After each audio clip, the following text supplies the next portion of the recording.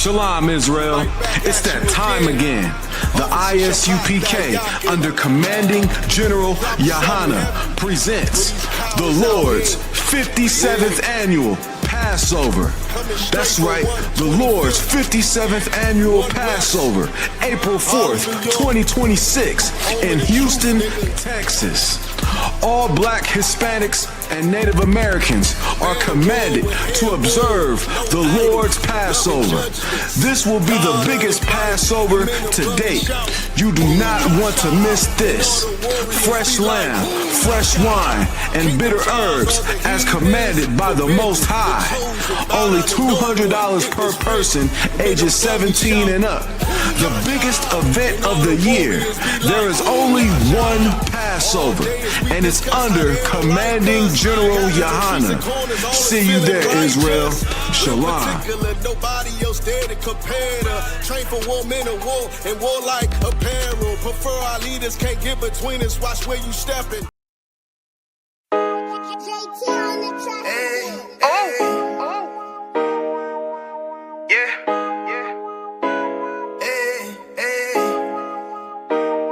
Wrong with you, boy? You know what time it is, nigga. Better watch how you step in. Yeah. But that was my niggas. Yeah.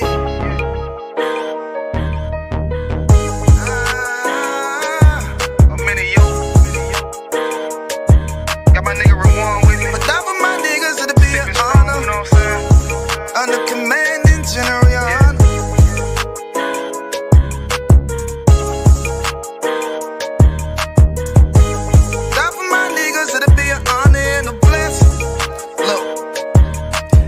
Straight off the top, I love all of my niggas. That shit ain't gon' stop till we on top and we ballin', my nigga. We be fly as fuck, you know them bitches be stalking my niggas. That shit'll never change and it's the same with all my niggas. City to city, I should be at home, that's what my ribs say. But bitch, I'm grown, I'm in these streets and closed caption. Niggas know we bout that action. If a nigga play with me, then my Hakim gon' let him have it. Hey, make you the shit, this truth the shit. Nigga play, I let that Ruger hit. Get on them tracks, they be like, who is this? I'm rude with it, ain't got no manners. All them pussy niggas talking shit, yeah, I know they can't stand us, but we U.P.K, Louisiana, bitch, that's what I'm rippin'. And my niggas solid, number real ones in my section. If you wanna get down, put your boots on, start steppin'. Brotherhood is a weapon. Brotherhood is a weapon. Better watch how you steppin', cause brotherhood is a weapon. If I die for my niggas, it'll be an honor and a blessing. Better watch how you steppin', cause brotherhood is a weapon. Brotherhood is a weapon. Better watch how you steppin', cause brotherhood is a weapon. If I die for my niggas, it'll be an honor and a blessing. Better watch how you steppin', cause brotherhood I lay my life down right now for all my sisters and brothers, because I love them. I see them dapping and hug them. It's amazing to see how well we adapt from the struggle. Born again from a life of sin, trapping together. My mind frame was to kill my own kind. Feeling inferior, waking up ready to die.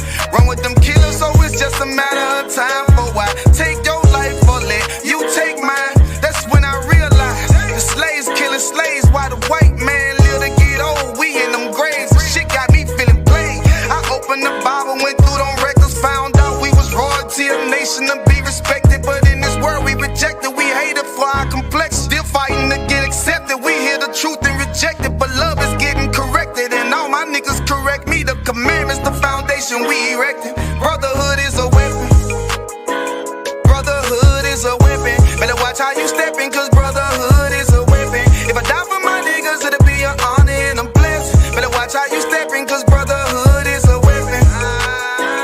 Brotherhood is a weapon. Better watch how you steppin', cause brotherhood is a weapon. If I die for my niggas, it'll be an honor and a blessing. Better watch how you steppin', cause brotherhood is a weapon.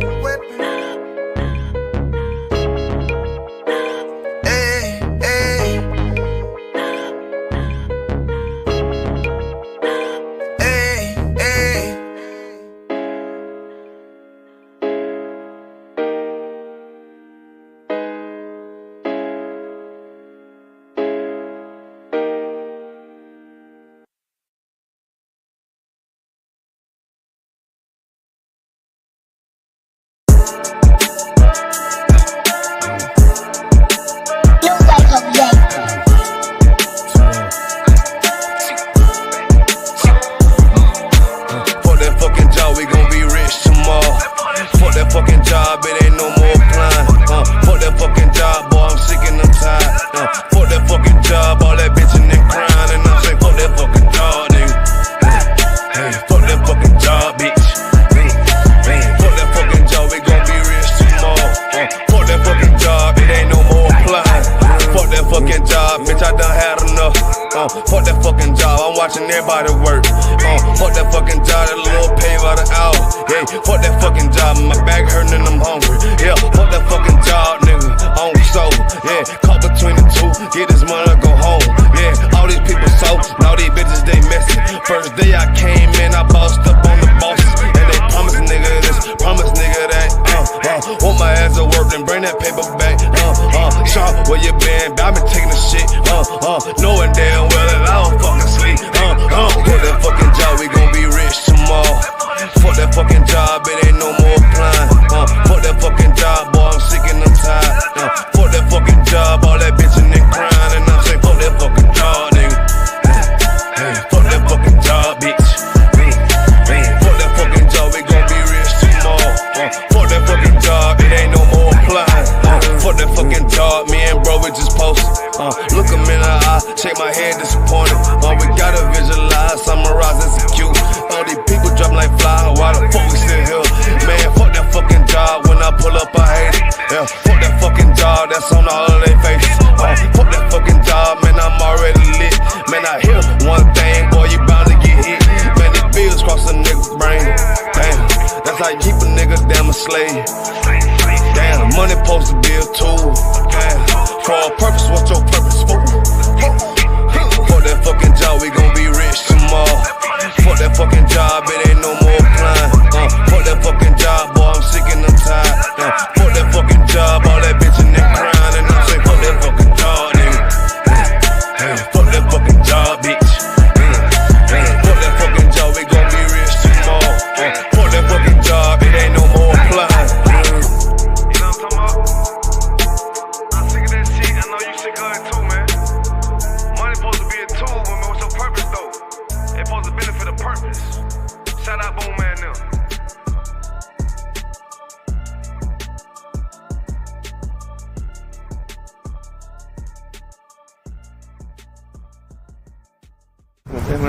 Fair enough. Push up position.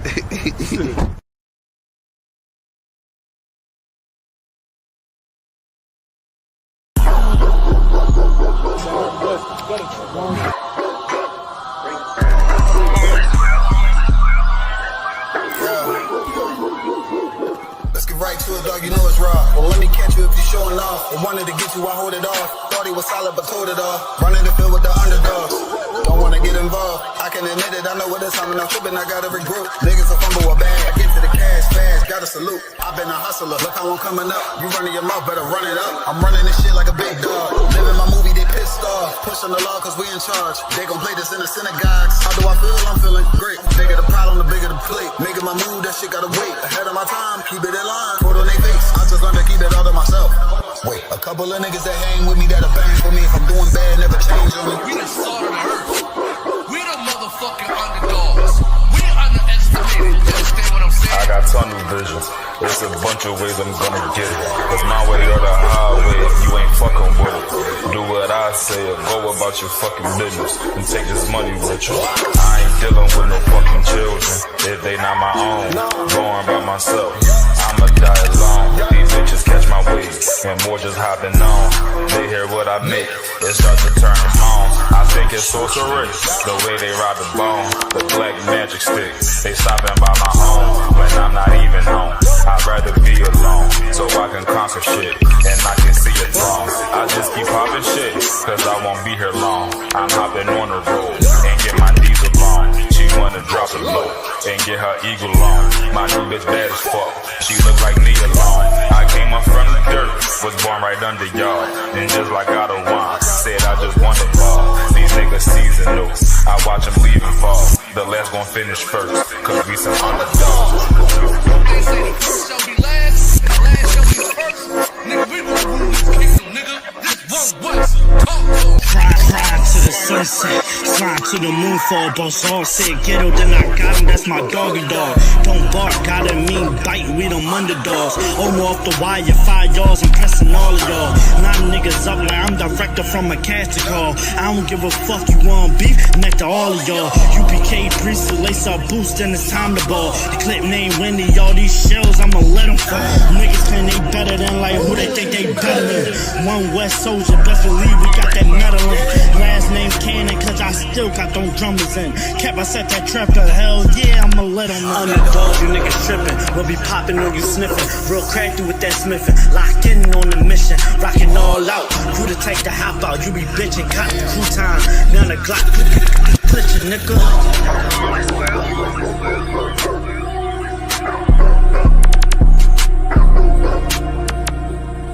Every dog has his day.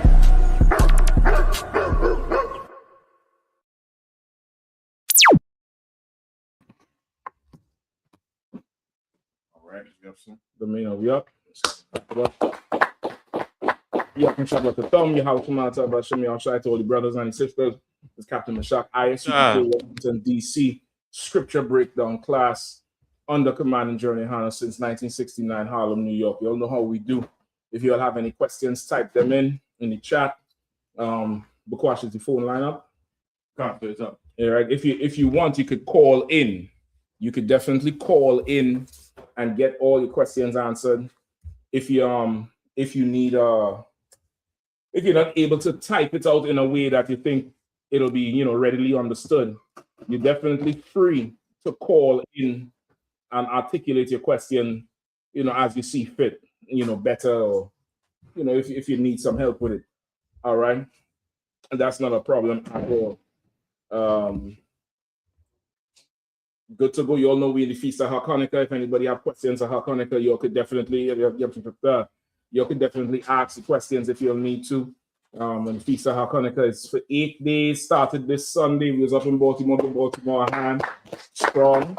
If you had Trinidad on, Mafia on Trinidad, they had a strong Hanukkah down there, boy. Say one of the brothers, he paid for a whole busload of people to come down to the Hanukkah. He just tell them, come on down, free food, free drinks, and they came. You know what I mean? Brothers, sisters, kids, they had a ball down there that was real, real strong. You know what I mean? Hanukkah is for what, 8 days, right? 8 days from Sunday sundown till what, next Monday sundown? I do believe so. All right. And we're gonna be rocking. If you have one of these, I think this is out of sight a little bit here. If you have one of these, we call them a menorah, right? Or the candlestick. Might be a little bit out of sight. The brother could turn the camera so you can see it a little bit. You can light these. If you're just finding out tonight, it's not too late. You can turn it all the way up and then spin it back when you're done. Right? You see 7 branches. Right? The white man's own has 9. He added on branches like he always add on to the Bible and lie. It's 7 branches. All right? 7 branches is what you need. If you're just finding out about it, definitely go ahead and get one and get it lit. You know what I mean? Chupa, do me a favor. You can turn it back here now. All right. Oh, you got it? Before I started, so yeah. You could get one, get it lit, get it rocking, and still keep the Feast of Hanukkah with the rest of everybody. You know what I mean? So we do just have your 7 lights it up, get your candles, do the thing. If you don't have one, you can also just get 7 candles, put them on a plate or something flat. And your old school, you burn the bottom and you stick it down. Just put it on some flat, 7, line them up, let them burn.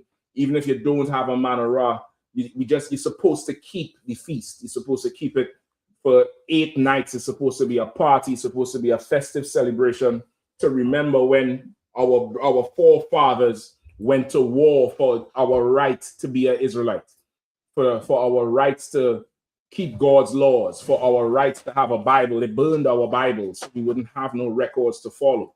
Our forefathers went to war for it, and we keep that so that we don't lose that spirit of warfare. All right. So we in the Feast of Hanukkah right now.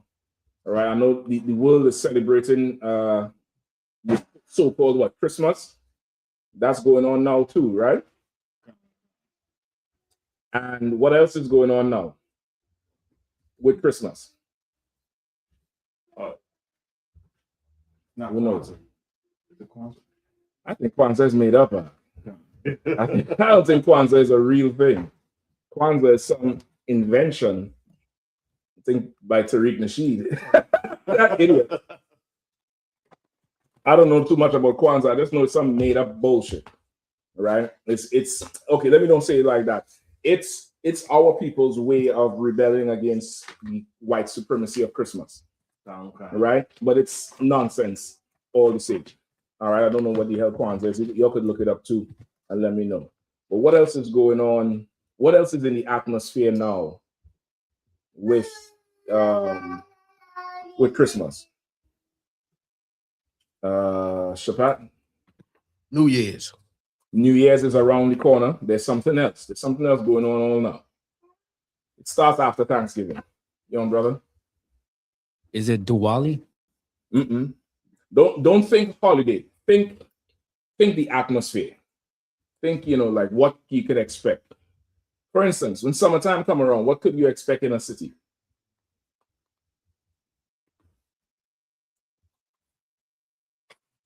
Booty shorts. You could expect booty shorts. I think I asked the wrong question. I think because you expect booty shorts, I expect the sundresses. That's what I expect. I think the sundresses beat the booty shorts. The booty shorts a little bit. They reveal a little bit too much thing for me. I think that sundress, brother, leaves just enough for my imagination. I'm good right there. The light hitter just right and that wind blow just right. Good night, boy. We inside. We there. We there. Go ahead, sis. Don't tell me you're looking at the brother's gray sweatpants. No. I want to answer the first question. Depression. Depression. Let's go down that road. Come on, give me some more. Depression. This time of the year is a very depressing time. Why? Because people look forward to like family time and getting together, being able to buy stuff, and there's a lot of pressure on everybody in the world right now, right? A ton of pressure, right? You pressed to buy gifts mainly. Really, since Thanksgiving, the pressure is on. It's a lot of pressure on right now in the world because after Thanksgiving comes what?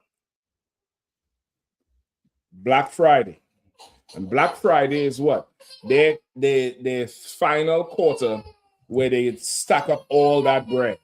It's the beginning of rain falling for the white man, for his business empire. It's a ton of spending, frivolous spending, and a lot of people get their gifts, get the stuff they want Black Friday. Now, of course, if you need a lawnmower or you need something for yourself, you shopping on Black Friday is not a sin. That's not what I'm talking about. I'm talking about you trying to go, break the credit card Black Friday to buy gifts for some slut who's going to sleep on you, or some big-headed child who's going to hate you any goddamn way.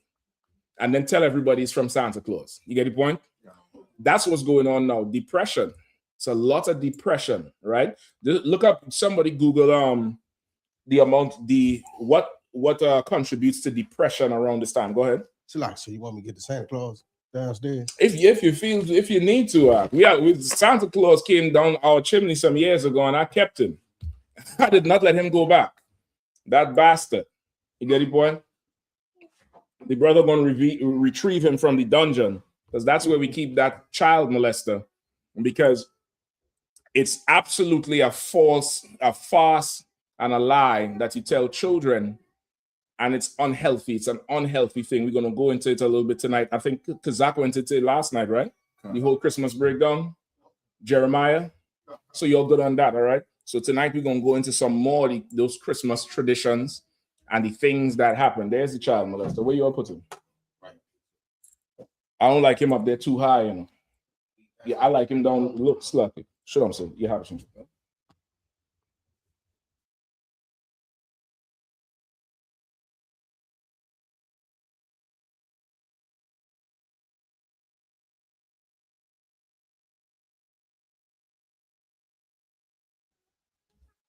We was able to look like he was going to lose. Wait. Do you do your thing, wherever you want to do it. All right. Okay. I'm too wild with that. Okay. Right. So we're gonna go into them things. Will somebody look up for me the stats with depression around this time? Let me know what else goes up around this time. All right. Let me know what else goes up around this time. You know what, brother? I think I might want him right here, and I might need to hit him a few times during this class. Put him down here, bro. Put him, yeah. Yep. He can still be seen? I want to frighten Zabala one. I'll put him on this side so I could just slap him. Just knock him to hell over. All right? This is the child molester right here. You all know him. All right? It's good. Children know this is false. Go ahead. Yeah, Shakta. Yes, Shakta. What's going on now? Yeah, I told him, I know what to say, like, slide on the chimney beside you. Listen, this pastor here, he's gonna be dealing with him all night. Don't even worry about it. We're gonna get him straight. All right. What stats you all have? Come on, what you have? Bukawash, nothing with depression? Nothing. Look up depression during the winter period. Look up the rates of divorce in the winter period or in January. Divorce rates in January or depression in the winter period. Also, too, if you have any questions online, feel free to type them in. Any questions in the classroom, just raise your hand. You all know how the whole routine goes, all right? Okay. Go ahead, Shapa. What you got for me? I gotta get the scripture. But in the book of Luke. Yeah, the mic. Go ahead. In the book of Luke, I had a fake Israelite trying to tell me that this was like symbolic of Christ's disciples having a unity camp. You know what I'm saying? First, what was symbolic of it? John with how you said Andrew and Simon, Andrew first came to Christ and then he brought Simon, you know what I'm saying? They got with him. But he was using the fact that John had sent disciples at first in Matthew 11. Mm-hmm. And also the other record of it in I believe it was Mark. Okay. And he used both those records to show that, John the disciple had sent his disciples to Christ and try to act like that was them having a unity camp or something. And then later on, Andrew and Simon, I believe they were disciples of John and they got with Christ. And so he tried to use that like that was a unity camp to start with, and then they end up getting with Christ. You know what I'm saying? But I was telling him, like in Matthew 11, notice it said John's disciples. It means they weren't with Christ, and then Christ cut them by, for the audacity of asking them who he is. Yep. And then told them to end up telling the people later on what was going to happen to John the Baptist. He was going to be the least in the kingdom. That's not a unity camp. Yeah, that's I already give you all the whole thing with these fake Israelites. That's a lot of dog shit to clean off your shoes. You know what I mean? Like they try very hard to justify how they live and the things they do. And it's not, at all biblical. You know what I mean? You had Yahanna? Oh no, sorry. Go ahead.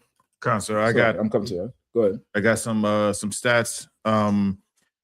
There's about 89% increase of adults feeling more stressed during the holiday. Say that one more time. 89% increase. Don't say it like it don't matter. That shit do matter because the pharmacy is making bank off of that depression. You get the point? So go ahead and read it out. Also, I have a suicide rates. It says it slightly drops during Christmas, but sharply increases right at the New Year. Yeah, and how far away is the New Year from Christmas? A week. 7 days. So 7 days later, there's a sharp increase in suicides because it's not the most wonderful time of the year. It's the most depressing time of the year. It's the most depressing time, mainly because of the Christian church. The Christian church promotes and perpetuates you damn near killing yourself to serve America during Christmas more than anything else or any other time in the year. You get the point? Like there's not a push like this during 4th of July, or there's not a push like this during, you know, any other Memorial Day or something else. But this Christmas push, brother, it takes on a spirit on you where you'll notice the traffic patterns change. There's more aggression on the roads. There's more aggression in the stores. There's more just people just, you know, on edge because they under the pressure of buying a gift. They're under the pressure of not disappointing their family. So now you have depression going up what? 89%? Kind of. Go ahead. Any more? First of all, any other questions? You had a question, or you're going to just say something else? I'm holding for the divorce. Go ahead. Let me hear it. So is there any question? I'll take the questions first and come back to this. If not, I'll just start with this and get the questions later. No, we good to go? Go ahead. Divorce filings are the lowest in December and peak significantly in January. Ernie, divorce filings are lowest when? December. Yeah, you holding out for that gift. You holding out for that gift before you jet. You understand? It's the lowest in December time because it's like going downhill from Thanksgiving. Imagine you sit at the top of a slide like a child and slide all the way down. It's a certain momentum from Thanksgiving all the way into really Valentine's Day. You understand? Really all the way into Valentine's Day. It's like a roller coaster going down. You can't stop. So during that Christmas time, it would drop. Yeah. But as you're getting closer to that Valentine's Day, boy, you hit January and then bills hit. That thing spikes. That thing goes up. Why? Because you had to buy a gift for who? Who you buying a gift for during December time, during Christmas time? Go ahead. The children and you're buying a gift for the kids. And your wife. You're buying a gift. Which wife? The one that's getting divorced. You're buying a gift for the wife in the house. Yeah. Then you have to buy a gift for the work wife. Because how the fuck are you gonna leave the work wife out? Go ahead, brother. Let him get him mic too. Sometimes they have you participate in things called the Secret Santa. You gotta buy gifts for people you don't even know. Secret Santa. So yeah. You get the point? Yeah, it's you mystery gift, or they pair you up with somebody on the slave and you had to buy them a gift. And now you're under pressure because now it's a public thing. And this is what whoever get me. So you had to buy a gift for the wife and the work wife. And the thing on the side. You got to buy a gift for your husband and your work husband. And the Tinder date. And it all goes wrong because you in a whole euphoric state. And that's not what the Lord called us to do. Like this is a very, very, Antichrist time. It has nothing to do with Christ at all. Go ahead. Earning January the nickname Divorce Month as couples all say that one more time. Earning January the nickname Divorce Month. January is what? Divorce Month. January is called Divorce Month. Yeah. Like damn. Like they do nothing else in January but get divorced. Good night. Divorce month. It's supposed to be what? The New Year. Happy New Year, right? New Year resolutions. Is it January is called Divorce Month. Go ahead. As couples often delay filings through the holidays to avoid conflict, only to initiate proceedings for a fresh start in the new year. Stop right there. So they delay filing for divorce so they lie to you the whole holidays then. God. Give a hug. Hey, how you doing? Merry Christmas. Season's greetings. Happy New Year. All the best for you. Meanwhile, the lawyer done draft the paperwork and they're waiting for January 1st to hit so they could just drop it on you. That is satanic. That is not of the Lord. And if Christmas is godly, what was going on in Jerusalem when Christ was born? Was people getting divorced all over the damn place? I think not. I think not. You get the point? Like, first off, Christ was not even born in winter. I don't know if Zach went over that last time. Did he go over that? Right, I'm going to just reiterate it. He was not born in the winter. Christ was born in the springtime. He was born in the springtime. Pull the precept for me with the sheep coats. All right, give me that. I think it's in Luke.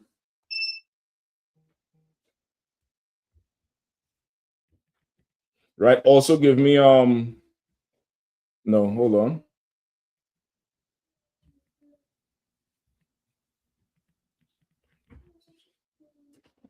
Where the shepherds, what it says, the shepherds were in the field. The shepherds in the field. I think that's what you gotta look up. Shepherds in the field, or the sheep, or in the sheep coats.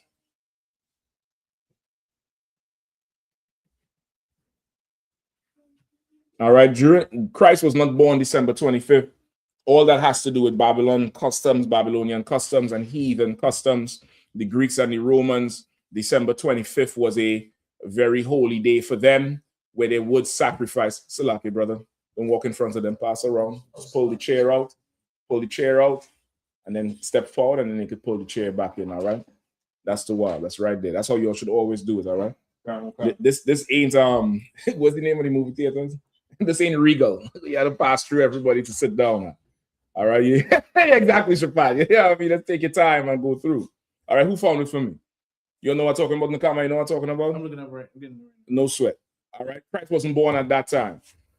Right, Christ was born in the springtime Passover. Come on, Bukwash. It's Luke chapter 2, verse 8. Mm-hmm. And they were in the same country, shepherds abiding in the field, keeping watch over their flocks by night. Mm-hmm. And lo, the angel of the Lord came upon them, and the glory of the Lord shone round about them, and they were sore afraid. And the angel, you might have to read up. It doesn't mention it further up. The time it was. Where you at? 2 and 8. Luke 2. Yeah, Kanokan. Luke 2 and 8. Start at 5. Kanokan. Luke 2 and verse 5. Verse 4. And Joseph also went up from Galilee out of the city of Nazareth into Judea, into the city of David, which is called Bethlehem. Right. Joseph went up into the city of David, into Bethlehem. This was around the time of the Passover. Right. Go ahead. Because he was of the house and lineage of David. Because he was of the house and lineage of David. What does that mean? What does it mean to be of the house and the lineage of David? Go ahead. David was his blood relative. It was his father. David was his forefather. He came from that line, right? Which again does what? It dispels the lie that Christ came through Immaculate Conception. It says Christ was of Joseph, who was Christ's father, was of the lineage and the house of David, right? Christ sitting on David's throne, or being the son of David, had to come from Joseph. He couldn't come from anybody else. Jeremiah 23 and 5 would tell you that. Like, the king has to come from the line of David. Right? Where you at? Luke 2 and 5? And 5 now. All right, go ahead. Verse 5. To be taxed with Mary, his espoused wife, Mm-hmm. being great with To be what? To be taxed. To be what? To be taxed. To be taxed. So this time, during this time here, where Joseph is making a trip, it's also what? Tax season. Tax. It's also tax season. And tax season is when? Is it December 25th? When is tax season? And y'all ain't saying it loud enough. Y'all ain't paying no taxes up in here. I can tell you that. Y'all ain't paying no taxes up in here. Yeah, I mean, that's what's going on. Only one brother's like April, spring, because he already know. The rest of y'all start looking around like this year. Yeah, all right, go ahead. Play with white man if you want to. Right? Tax season is in the springtime. Tax season has always been around that time. It's always been there. You get the point? So that's one indicator. Keep going. Verse 5. To be taxed with Mary, his espoused wife. Right? To be taxed with Mary, who is they're engaged, meaning she's supposed to be his wife. Go ahead. Being great with child. Being great with child. So now this is where the Christians go wrong. Right? She's already what? Swollen with a baby. She's great with child. She's like full term. You ever see a woman she ain't, 12 weeks. She ain't 20 weeks. She's 38, 39 and a half, sometimes 41. Like, she took a deep breath and didn't exhale. It's just big.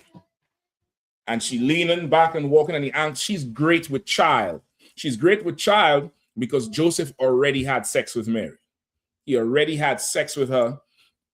So like the espoused here is not engaged. The espoused here is as was supposed to be. As was supposed to be here. You get the point? She was supposed to be his wife. He took her as her wife. as his wife, and she was pregnant already. And Joseph, being a just man, he did not put her away. That's straight out of the Bible. So at this time, he took her up to the city of David because he was of the seed and lineage of David. And it's tax time. Go ahead. Verse 6. And so it was that while they were there, the days were accomplished that she should be delivered. Verse 7. And she brought forth her firstborn son, and wrapped him in swaddling clothes, and laid him in a manger, because there was no room for them in the inn. Right, there was no room for them in the inn. Anybody knows why? Why was there no room for them in the inn? Go ahead. One of y'all, go ahead. It's about the time for the Passover. It's also time for Passover. Passover is also in the springtime. You get the point? Passover tax time is also in the springtime. They were up there, and she was due. She was ready. She went into labor. She went into labor, and there was no room in any hotel. And if you ever been to any Passover, you know how that could be, right? Sometimes you come down from your slavery, Passover, the whole week starts. You come down maybe the night before Passover, and there's no room. You had to call somebody and, find out if you could, bunk up with them for a couple nights to get through the Passover. And that happens. Sometimes it's like that. You get the point? But here in Jerusalem, there's no room in the inn. So they had to go into a barn. They had to go lay with the animals and make a bed out of hay so that she could deliver this baby, because it's Passover time. It's like it's the biggest holiday in Israel. It's the hugest thing in Israel. It's bigger than 4th of July. It's just a huge thing where everybody has to come to this one city or this one area to keep this feast, right? It's not like how you would celebrate 4th of July in each city and just stay there. Everybody's coming down to one area. So the hotels there is maxed out. There's no more room. They had to have that baby with horses and donkeys and rabbits and goats. In the manger is a trough you would feed the goats in or feed the cows in. They fill that up with hay and got, a blanket or whatever. And that's where the king of Israel, the ruler of the whole world, spent his first night. In a bucket you feed a horse in. And they erect this bastard here and tell you Christmas is about, Santa Claus and, love and gifts and kisses. You understand? This was in Passover time, which is in the spring. Keep reading. Verse 8. And there were in the same country shepherds abiding in the field. Right. And in the same area, there were shepherds abiding in the field. There's no shepherd outside and no field anywhere, as far as your eyes can see right now. Right now, there's no shepherd anywhere in a field as far as your eyes can see. Maybe down south. Maybe. I don't know. I think they get snow down there too. Right? There's no shepherds out in the fields with the sheep. The shepherds would be out there in the springtime. You get the point? Anymore? What verse you at? Verse 8. Keeping watch over their flock by night. Keeping watch over their flock by night. Go ahead. Verse 9. And lo, the angel of the Lord came upon them, and the glory of the Lord shone round about them, and they were sore afraid. And the angel said unto them, Fear not, for behold, I bring you good tidings of great joy, which shall be to all people. For unto you is born this day in the city of David a Savior, which is Christ the Lord. Right? Christ was born then. The Passover, the angel came and told them, unto you is born this day, the king, a descendant of David. All right. Christmas has nothing to do with Christ. It has everything to do with Babylon and Babylon's customs and lust. Lust is at the helm of Christmas celebration, right? Lust is at the helm of it. So now you know that Christmas has nothing to do with Christ. Who are they buying all these gifts for? So, like, I want to repeat the damn class. Did he go into that? Tree, Nimrod? All right, we go with it. We did the tree. You did the tree? How far with the tree you went? All the way through with Nimrod and, mother cutting off the heads. Okay, so y'all got the whole thing with the tree. The whole thing with you got the whole thing with the tree. If anybody didn't see the class last night, just go check the class last night. You're gonna get the whole thing with the tree, right? In short, you had this world leader Nimrod, an African, I believe Ethiopian. He's a Cushite, right? And he was like, just think like a Jeff Bezos, like that level in terms of power. The Bible describes him as a giant in the earth, right? Of course, he married his mother. He was killed. His mother perpetuated that he was in the evergreen tree, and she got his body, buried it under this tree, and she buried it under an evergreen tree. Why did she choose the evergreen tree? Because heathens always make some shit up for the common people to believe. The evergreen tree is called the evergreen tree because it's always green, even when it's cold, which is your typical Christmas tree. They buried Nimrod there. She told people that his spirit was in the tree. That's why the tree is always green, because Nimrod's still alive. And they would have to bring gifts of gold for her because, of course, he's dead. She can't live no more. Meaning she can't live as how they was living. She needed to trick them into bringing gifts. And if they didn't bring gifts, she would cut their heads off, hang it on the tree. That's where you get your Christmas bells or balls or whatever from. All right. The whole thing is just satanic. It has nothing to do with Christ. All right. Even the cross, you look up tall, T-A-U. Pull up T-A-U for me. Just Google it, see what it says. All right. You found it? Go ahead. It says tau refers to several concepts, most commonly the Greek letter, the tau protein, a key player in brain health, Alzheimer's. Right, no, that's modern shit. I'm talking about the ancient symbol, the tau. It's a cross. Cancer, yeah. Right? What year they have for that?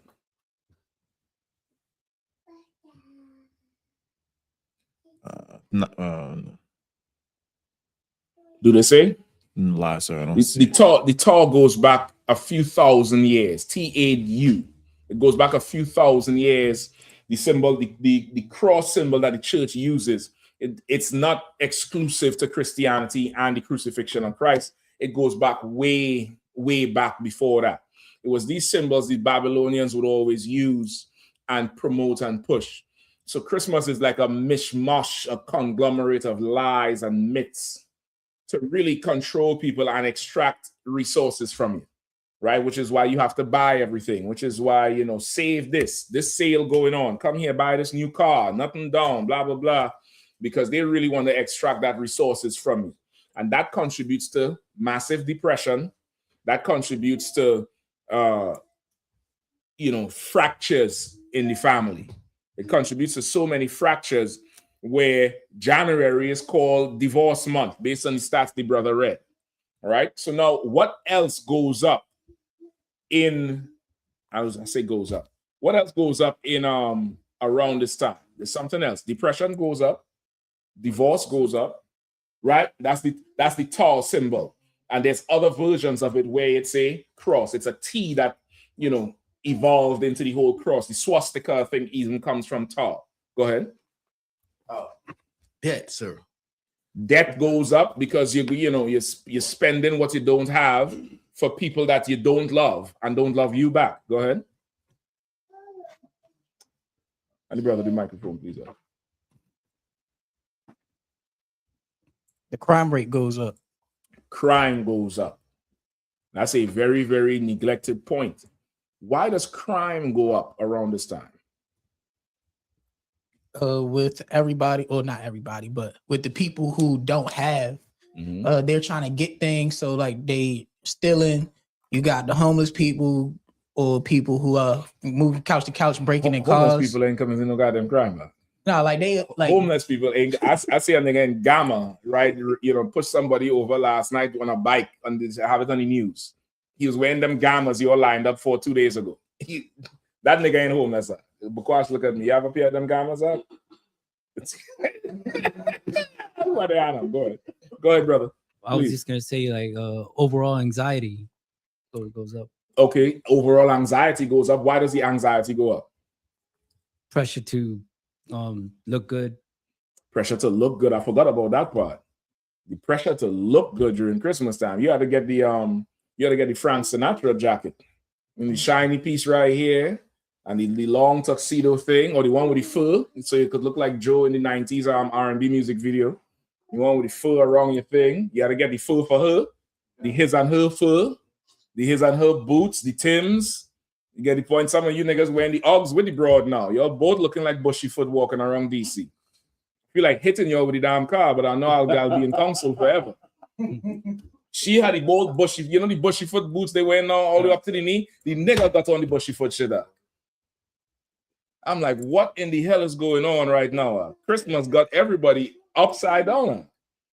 Right? It's the anxiety, the pressure to look good, to buy the gifts, or to not buy a good gift. All right, go ahead. So lucky, that was it? That was it? Yeah. All right, no sweat, go ahead. I remember the brother in school where he worked at his slavery, they sell phones. And he was saying one of his co-workers stole like 5 or 6 brand new iPhones. And he was saying he was trying to, because he's a manager, he was trying to get a brother a chance to say, hey, man, just bring them back because you're gonna end up getting arrested, going to court. You know, this company gonna press charges on you. But so he said, look, between me and you, just bring them back. He said, sorry, I gotta keep it for my family. They need them for Christmas. They need the phones for Christmas. Like they just got friends December 24th and they need to make a phone call on December 25th. For the rest of the year, they didn't need the phone. They was just sending pigeons, I guess. But December 25th, they need the phones. Right? iPhone is how much? About $500? $1,000. What? Yeah, $1,000. Since like 4 years ago. Y'all crazy. Y'all is not case. Some of y'all have iPhones in here. Show a hand. All right. Okay. That don't matter. Old. That don't matter. Okay. I see what's going on in here. I see what's going on in here, bro. How many of y'all had the gammas? Yeah, I know. iPhone is $1,000. He stole 10? He stole about 5 or 6, and he was willing to go to jail for it. Yeah. Brother. Salake, sir. Come on out. Who's that? It's Officer Maikwa. Come on, Maikwa. Yeah, Salake, sir. As the brother talk about the iPhones, even down here and all, they created a system where you could pay for it on credit now down here. So because it's so expensive, right? Just as he said, the iPhones are 1,000, so it's just about a little over 7,000 down here. So people taking it out on credit just to give the family for the Christmas season and then owing this debt in straight into the new year. Listen, Michael, you need to go buy an Apple app. Like the actual fruit, tape it to any phone. Tape it to a burner phone app. And tell them, hey, I have a phone here for you. Give me $7,000. Y'all is insane. To make a fucking phone call? No. So like some of us remember the days when a phone call was 25 cents, you know, that you put it in. That's the cost of a phone call. 25 cents, and you might need to stand in line. But I'm paying $1,000 for nothing. No. And he done did that and facing jail time. And I think over $1,000 is grand larceny. It's a certain amount. Somebody could look it up. You steal over a certain amount, it's no longer theft. It's something called grand larceny, which is felony shit, which is, you know, mandatory minimums and all that type of nonsense. And you're gonna do that. You don't steal that phone from mommy, your sister, or some broad who you think you're in love with, and she gonna be calling the nigga to come dig her guts out while you in jail. You dummy. This is what we're dealing with. Go ahead, Al. Sluggy, sir. It's different for Pass the mic to the brother. Say again? Yeah, you steal over $1,000 from anyone or store or anything. You take something that's valued over $1,000. It elevates from, you know, theft or petty theft to grand larceny, which is now, you know, this is federal shit. It's not worth it. Why even go through it? Go ahead. Sluggy, sir. I was gonna say like it's the number is different depending on the state, but some places it's like $250. Oh, for real? Shit, I didn't know that. Listen, don't steal. That's what you should do. Don't steal. But no, crime goes up, and that's who commit crimes, not homeless people. Homeless people, if homeless people committing crimes, it's all year round to eat or to get toilet paper or to get soap if they committing any crimes or to sleep somewhere, because the white man would put pointy things on the bench or remove the bench from the damn bus stop or do something in the park to make sure you can't sleep anywhere. And they might do something, break into an abandoned building and sleep there or trespass. That's the crime they commit. The crimes that get committed during Christmas time are committed by people with 401ks and W-2s. That's who commit the crimes around Christmas time. You get the point? It has absolutely nothing to do with Christ. It's an evil, satanic time of the year, and you should not do it. You're a week away. You don't have to buy the gifts. It would be better to suffer the anger of your family than to celebrate Christmas and end up in prison or your house burned down. Give me that too. Give me give me the house fire rates that go up during this time of the year. That's not something you all forgot to remember. Go ahead.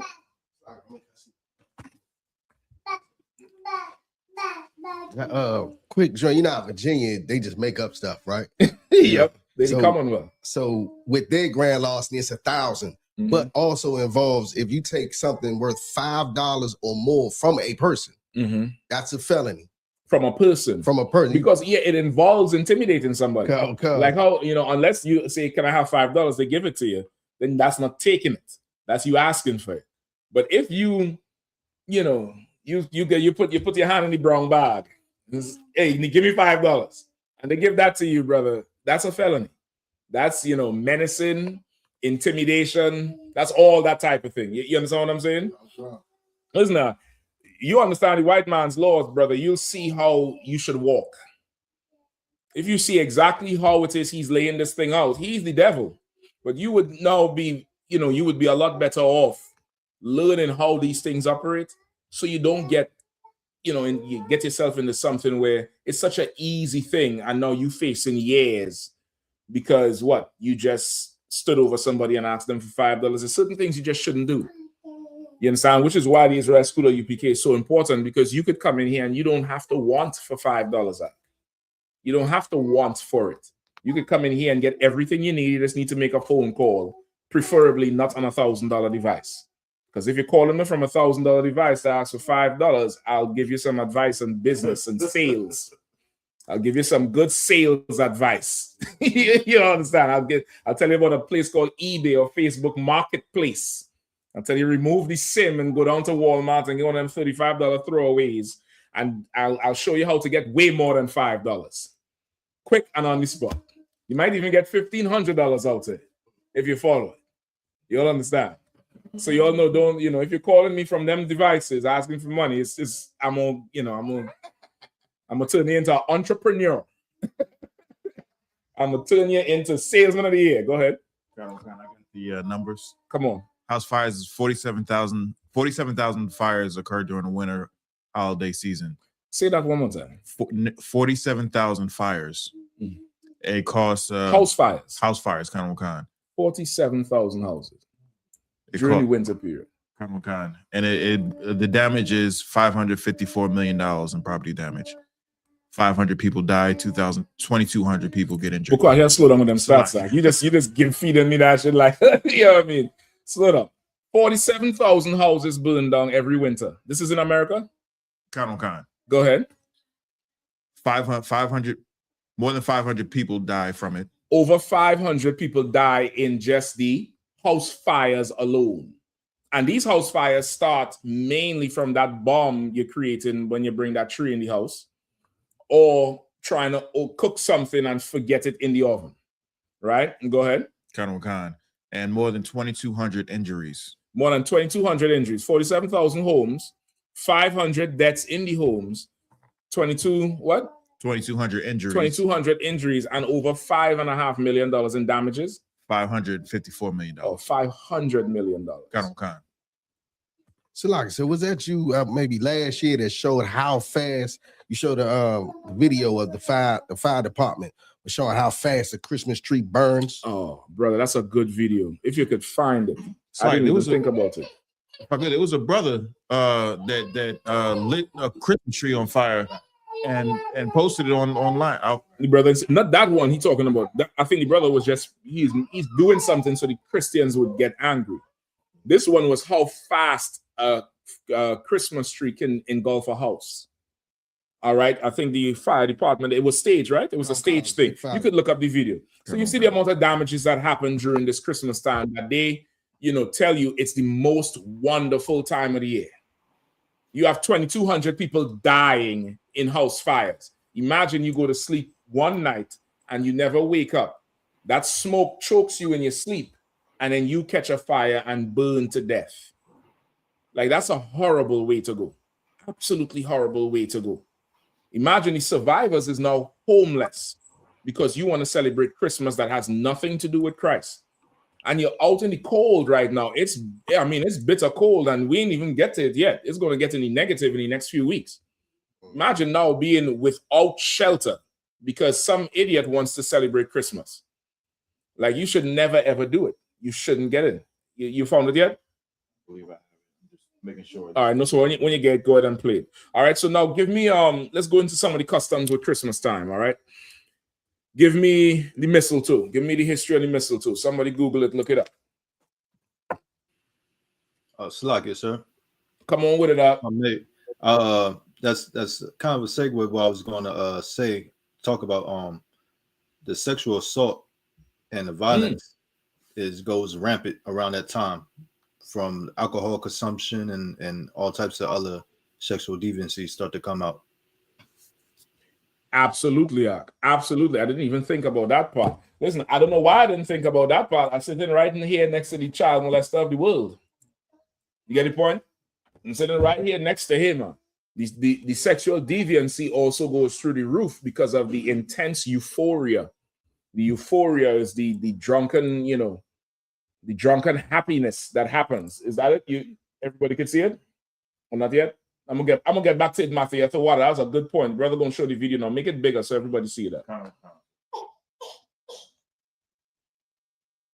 All right, go ahead and play. All right. So you see the timer. Pause it right there. You see the timer, right? It's on 0, and this is a fire department showing you how fast it could go. Go ahead.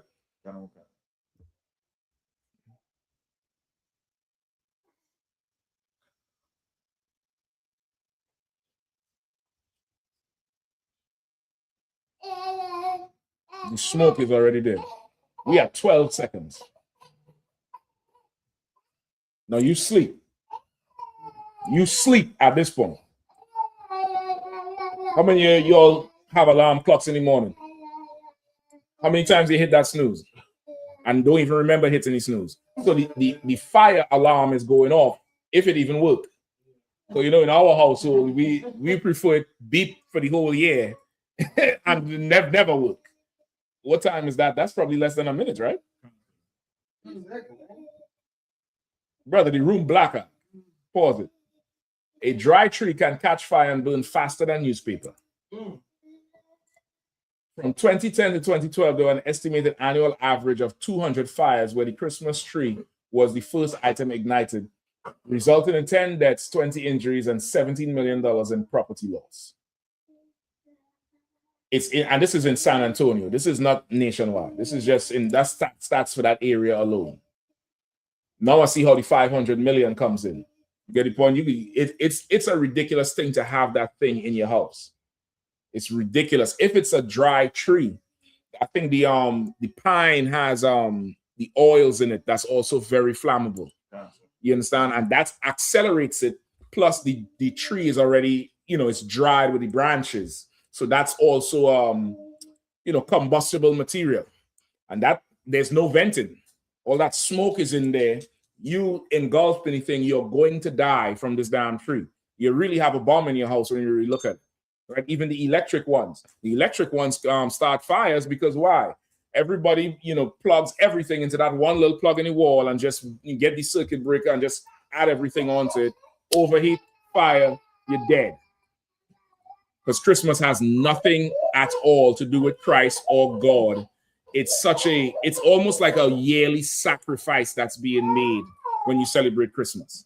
It's almost like some people are going to die tonight or die next week, and we're not going to change. Whoever dies, die. Whoever doesn't die, well, next year maybe you'll die. All right, who has mistletoe? Come on. Salaki. Come on with mistletoe, the evolution of a Christmas tradition. Why does give me a mistletoe on the screen too, all right? Right? A mistletoe, say it again. The evolution of a Christmas tradition. Why does this parasitic plant remind us of romance? Right? Why does this parasitic, I think it's parasitic, right? Why does this parasitic plant remind us of romance? What do you know about the mistletoe? You raise your hand real quicker. You raise your hand super quick, brother. Let me hear about the work wife. Go ahead. In the movies, they always say the movie. He said the movie. I asked him about the work wife. You say it in the movie. He take himself out of that shit quickly. In the movies, they always Salaki, sir. In the movies, they always talking about kissing under the mistletoe. Kissing under the mistletoe in 4th of July? Sir. It's Christmas time, right? Sir. Around Christmas time, they have this mistletoe thing, and you get free pets around this time. And in January, you find out you have HSV1. Anybody know what the hell that is? Yeah, I ain't got to tell you. You're going to find out. Don't worry. You're going to find out. Go ahead and kiss everybody you want. Give me some more on the time. I got 2 stories. Sir. Baldur, grandson. Two sources, you mean? Like 2 different articles? That's fine. You can continue on the first one you was reading. Sir. All right, go ahead. Baldur, grandson of the Norse god Thor, woke up one morning certain that each and every plant and animal on the earth wanted to kill him. His mother consoled him. Right. So this is Greek mythology. This is not a real person, right? This is who, the grandson of Thor? Sir. Right. This nigga wake up one day and decided he was afraid of plants. And all the plants was gonna kill him. All right, go ahead. Sir. His wife consoled him, but all to no avail. Baldur cowered in his room, half wild with fear. His mother and wife decided to ask every living thing to leave their poor Baldur in peace. They begged the kindness of the oak tree, the pig, the cow, the crow, the ant, and even the worm. Each agreed. Then, as Baldur paused to celebrate his release from torment, he felt a pain in his chest. He had been stabbed and killed by an arrow made from the wood of a mistletoe plant. Mistletoe was the one species on earth his wife and mother had failed to notice. Baldur died, but a lesson was learned. Never forget about the mistletoe. Mistletoe would come to hang over our doors as a reminder to never forget. We kiss beneath it to remember what Baldur's wife and mother forgot. At least that is one version of the origin of our relationship with the mistletoe. Right. So that's one account of the mistletoe. Come on. Mike, brother. And they got two other short. Hold on, before I get to that one, you keep the mic before I get to that one. So now you have this ancient Norse or Nordic mythology with Thor and Baldur and whoever else, and they were supposed to get rid of all the plants, and one plant stayed, and somebody killed this fool anyway. Why is it so important? Not so important, but why is that? What's so pertinent about the Nordic customs around this time? Come on. Is that supposed to be where the North Pole is and with Santa Claus? Nordic people is like them Viking people. You get the point, coming from Norway and that type of area. Go ahead. Right? You ever heard of the winter solstice? That's their culture. Worshipping the stars and the signs in the sky. The what's that thing with the lights? Northern Lights. The Northern Lights.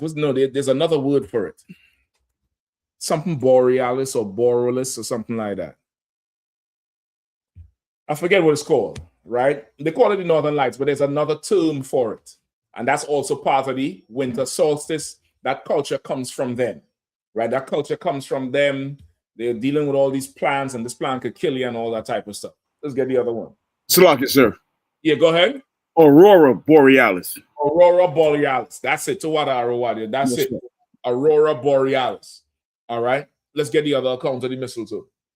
So we have two others. We have the Celtic Druids and we have Roman Saturnalia. Right. Celtic Druids, which is kind of like the same people. The Celtics is from what is that, Scotland or Ireland? I think it's Scotland.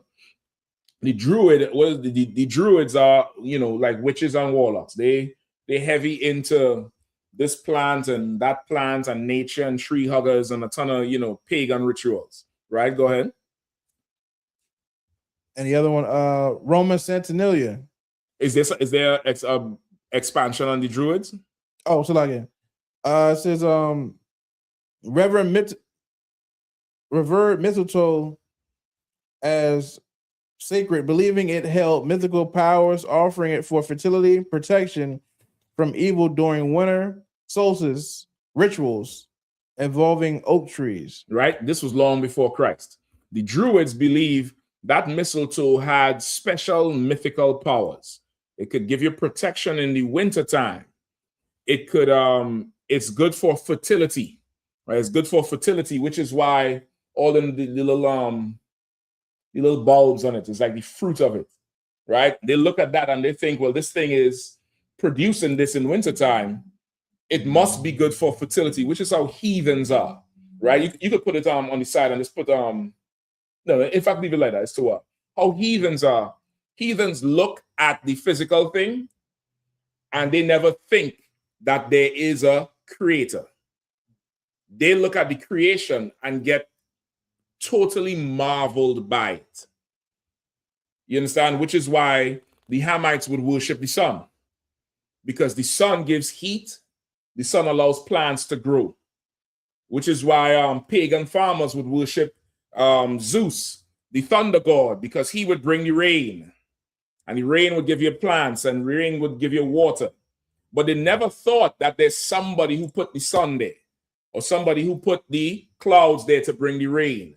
You understand? They always worship something they think is that they create. Some heathens, they worship women. You all heard about it?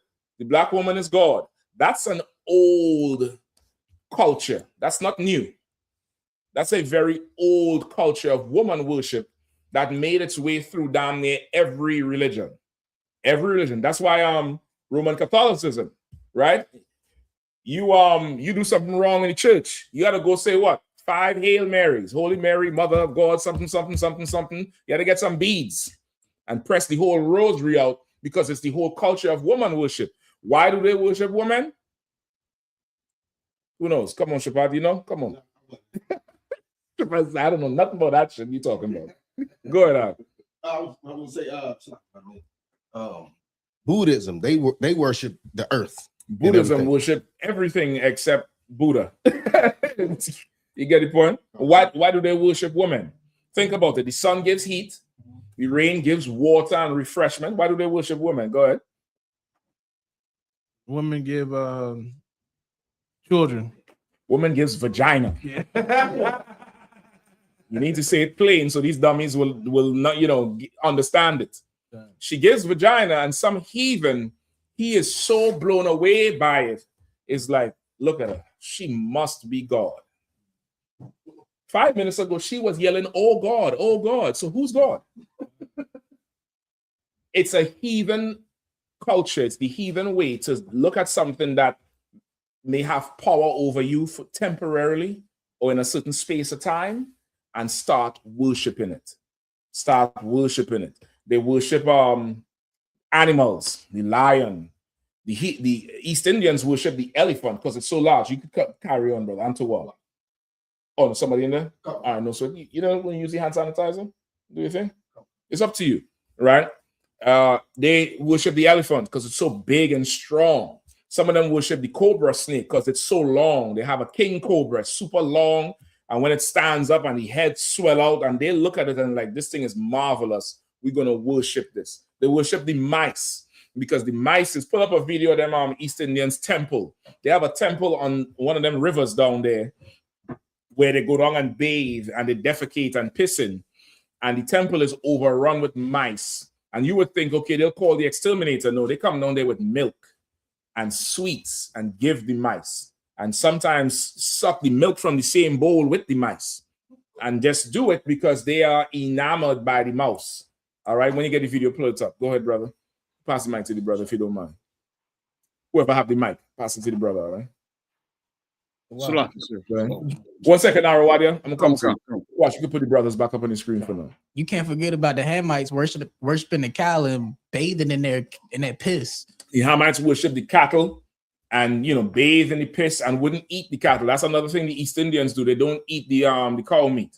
They'll feed the cow till the cow could trample them, but they'll never eat the cow. And that's just a heathen custom and a heathen way of life. All right, go ahead, Arawadia. Cut on.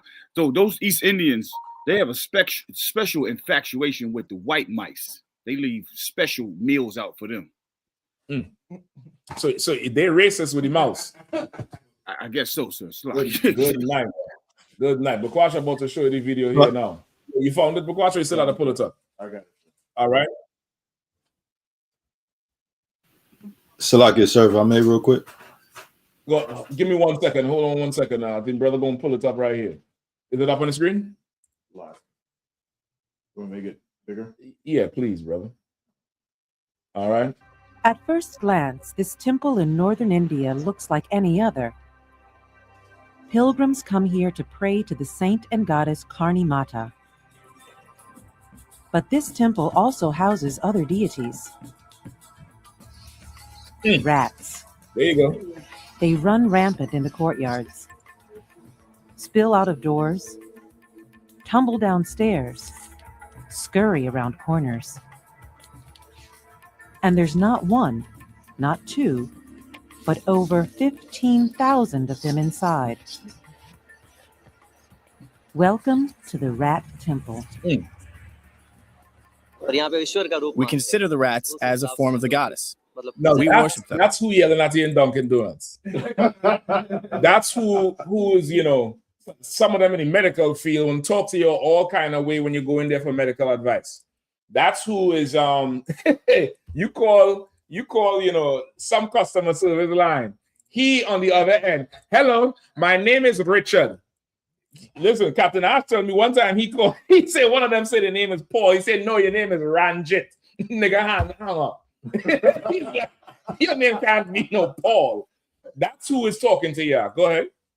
It's like if I could. And they said the same family or caste people own 80% of America's hotel systems. Yeah. We don't own it though. We don't own none of it because we don't worship no rats. I play some more. Jatudin is a priest of the Karni Mata temple in the village of Deshnok near Beck. Why is he wrapping his head? They stole that from Israelites. When you get to the whole history of the world, a lot of their culture is because they seen us do it. And it's not like today where you have people teaching them how to dance and sing. At one time, they had to look at us and try to copy what we do. And that's them trying to copy the shit. Even the man dressed them Arabs way. They see our long garment. And nobody showed them what the hell to do. They put on this thing thinking they're holy, and they're not. It's a horrible tie right there. You see, look horrible, absolutely horrible. Go ahead. It's his job to look after the rats. But he doesn't just serve them. He also drinks, eats, and sleeps with them. Jatudin if I could, sir, slack it. He flicked it on him like perfume, man. He took all that rat saliva and washed his hand and flicked it on him like this is Dior. Dior the mouse. Go ahead. If I could, sir, slack, what you just said was so heavy and just remind me of something, right? Wow. You said a lot of them they seen what we do and they try to copy it. I mean, like those Arabs with those dresses, stuff like that. The same thing happens to fake Israelite groups. They heard about it, they seen it, and they try to copy it, and they end up embarrassing themselves. Oh man! So any culture, even the culture within us. Right, I didn't think about them, man. I should have gone for the rats. We ain't have to go on too much more with it unless there's more. Is anything else that's good? The first time you seen it. Anyway, that's the point.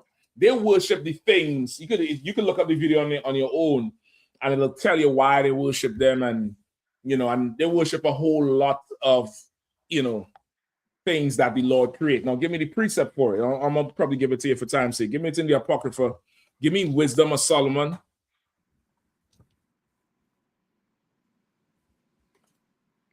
Chapter 13. Start at 1. All right. Start at 1. Whoever have it first, just go ahead and read. If it's a brother in the class, just ask for the mic, and you can just go ahead and read. All right. Khan, I got it, sir. Go ahead, This is the book of Wisdom of Solomon, chapter 13, verse 1. Surely, vain are all men by nature. Say it again. Who are Say it again. Surely, vain are all men by nature. Say it one more time. Surely, vain are all men by nature. That's something you must remember. You must remember, without the Most High, man is vain. What does that mean?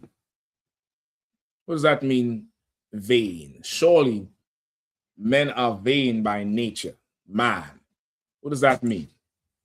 Come on, get the mic too. And meaning that men, we worship anything, or we make it something significant, make some item significant. That's really nothing. Nothing. That's man.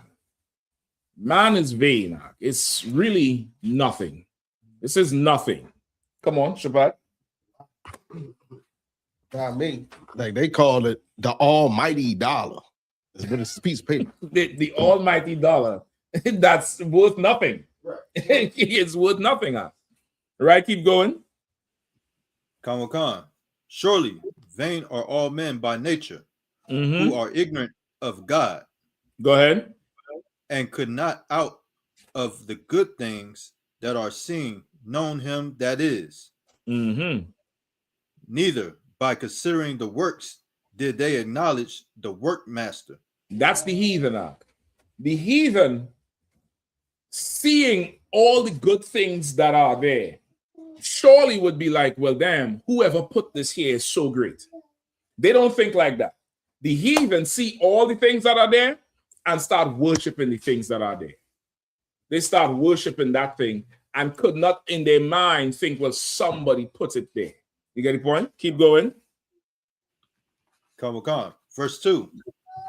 But deem either fire or wind, or the swift air, or the circle of the stars, or the violent water, or the lights of heaven.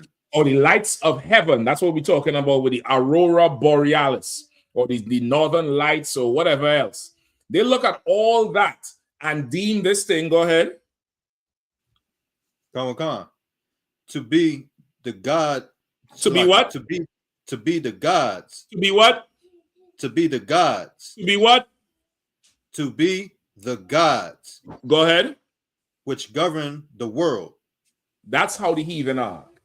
The heathen will look at everything else and say, well, surely you rule the world. Surely the sun is the ruler of the world. Surely the moon is the ruler of the world. The wind is the ruler of the world. The rivers is the ruler of the world. The great ocean, the great spirit, that wind blowing here, there, and everywhere is the ruler of the Mother Earth. Surely Mother Earth, Mother Nature. They look at everything with power and don't think somebody has the power. They think that thing is power and I'm going to worship it. Go ahead. There's a question online. UBK Makola says, Salaki, sir, is it without the truth men will worship the things that bring them pleasure? Exactly. Without it, you would worship everything. Remember, I'm gonna just paraphrase something now to not get too far off the topic, right? But remember, go ahead, do your thing.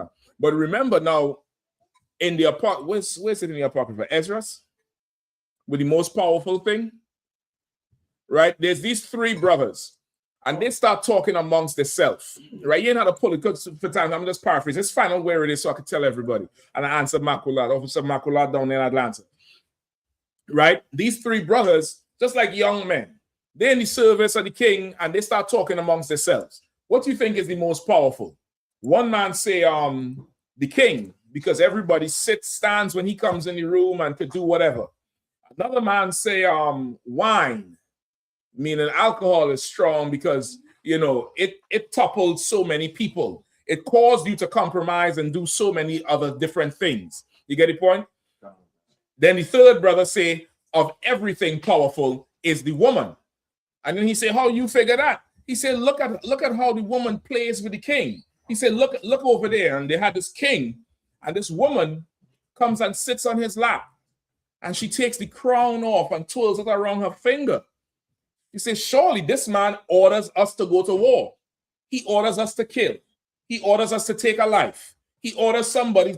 He has tremendous power. And look at her. Even she slapped him. You could read it whenever you find the precept, right? I mean, on your own time. And so the individual would be you seeing this mighty man with tremendous power, and this broad is sitting there playing with him, toying with him like how only a woman could toy with a man, right? Because she likes him or wants something from him, but he likes her affection. And she there stroking him, slapping him in the face, taking the crown off the king's head, twirling it around. He said, well, surely the woman is the most powerful. Like, she's more strong than drink. The third brother come back and say, nah. He said, yeah, indeed, the woman is the most powerful, but above her is the truth.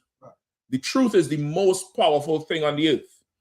If you're not in the truth, brother, you're going to end up like Shannon Sharp. You're going to end up like that fool up there in Michigan. He went and he got one dog. He said, what's better than one dog? Two. Yeah, I got two. I got a Cocker Spaniel and what's the other thing they like? The Golden Retriever, right? You'd be like RG3 or some other fool trying to get, you're falling to some broad. You get the point? You're falling to the wiles of a woman without the truth. Without the truth, brother, that's the only thing you will have. The truth is the most high. It's his spirit. It's what he wants. It's what he likes. It's his ways. And you learn the truth, you're going to be more powerful. You're going to be able to rule her instead of her ruling you. You're going to be able to rule the wine instead of the wine ruling you. You're going to be able to rule whatever that rules everybody else. You get the point? You're going to be able to rule that thing instead of it ruling you. All right? Go ahead, Nakama. Oh, yeah, but like... Did you find where it was?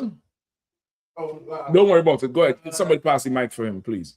Like the woman being the most powerful under the truth. The woman, like, she got so much popularity. Monica Lewinsky, she ain't nothing but she did one thing and got popular. I don't even know what the broad looked like. Right. But I do know her name.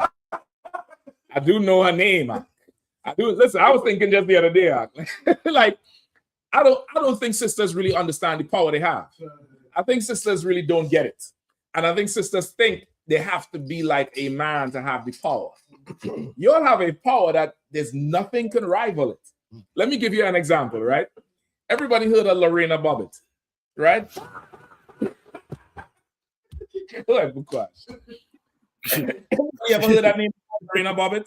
Anybody has never heard that name before? No sweat, that's fine. Lorena Bobbitt was a woman who became famous, I think, in the late 90s because she cut her husband's rod off and threw it out the car window because she was angry with him. And I sat there one day and I was thinking, how did she get to cut his rod off? Like, she ain't stabbing. She ain't hit him from, behind in the head like Rihanna hit Chris Brown in that car. You all didn't know I was backing Chris Brown in that fight. I already knew it. From the time the story broke, I said, that's a Benjamite. She hit him first. She hit him first. The sisters ain't gonna be angry with me with that shit. But I knew she cracked him first and made him lose his mind. And she admitted. She said she was the one who would start the fight. But anyway, Lorena Bobbitt in the car with the nigga. How she cut it off? I think she cut it off in the house and drove away and then threw it somewhere. How did she do it? He did not see that thing coming. He did not suspect that shit would ever happen. Because she used her feminine wiles, in this case, to inflict, tremendous pain. But that's the power she has. She can get close. She can make you do what? Disarm. Drop your whole guard. Go ahead. With Esther, it was Esther. Esther was able to come into the king's chamber without an appointment. Listen, Esther just went and got fly. You go read about Esther, brother. Esther didn't, poison nobody and, become G.I. Jane and all. Esther went and fasted, got some sister to braid her hair down, put on the baddest dress she could, and came into the king's chamber when it was unlawful to go to him, where anybody who came there without an appointment would die. They would be put to death by the king's guard. The guards drew the sword. The king said, hold up. He said, my love, what do you want? She come to him. He said, listen, as bad as you looking, you could ask for the kingdom today and you'll have it. And that's just from looking at the brother. I don't know what the hell this, battle of the sexes is about. Just get feminine and be sweet and watch the brother melt. Watch the brother just be ready to just slew a whole nation for you. Go ahead. And I always love this story. Is the sister in the scriptures? All the Israelite men were scared of this king or warrior, and then she got herself together. She got fly, and she got some way she got close to him and cut his head off and brought his head to the Israelite brothers, saying, "Look what I did. Look what a daughter of Zion did." That's I think that's Judith, right? I believe it's Judith in the Apocrypha. I think it's her, if I'm not mistaken, right? Like there's tremendous power a sister can have if she fully takes hold of the power the Lord gave to her. You get the point? If she fully takes hold of that power, but just understand that the only thing above that power is the truth, right? Is the absolute truth. There's something else I want to go into with that. Just so you'll take a pin in that. We're going to continue for now, all right? So that's it. This whole chapter 13 and 14 in the Apocryphal Wisdom of Solomon is about idol worship. It's an excellent chapter on idol worship. You could read it through. You could get some more understanding about it, all right? But for Makulat, to answer your question, the truth is the most powerful thing on the earth. Without it, you will be taken by everything. Everything will overcome you. Christmas will overcome you. Thanksgiving will overcome you. 4th of July will overcome you. A birthday will overcome you. Some people break over a birthday. You didn't call me for my birthday. And it worse again if you're in the truth and the relative call you and say, how come you ain't do this for my birthday? And you start feeling guilty. You can't break over a goddamn birthday. You cannot break over that shit. That shit is so much nothing and worthless and useless. All right? So let's get back with it. Mistletoe. All right, give me some more on the mistletoe. Somebody else, please pull up Krampus. All right, somebody pull up Krampus. All right. So that's the first thing with the mistletoe. It's them Celtic druids, which is like really a religion of witches and warlocks and worshiping dead things and plants and making poisons out of plants and potions. And they thought this would protect them against war and also be fertility. It would benefit them with fertility. Go ahead, brother. Pass the microphone. You want to ask a question? No, just one more thing on the mistletoe. Here it says it's famously originates from the Anglo-Saxon word missile, meaning dung, and tan, meaning twig, referencing how birds spread its seeds through droppings. Yes, that's also true. Because the fruit, you see the berries? Oh, you have the one back up with the berry. You can use a different tab too. Yeah, you see them berries? When Bukwash pull it up, you'll see it. Right? Not that one, Bukwash. We finished with the mouse man. So you could delete the ones we ain't using no more, the tall one. All right. You see the berries? Those is like fruit. So the birds would eat that. And just like what birds do, the fruit, they don't digest that part. That part comes out whole when they defecate. And that would be spreading the seed down there. You get the point? Or they would eat it and drop the seed somewhere else.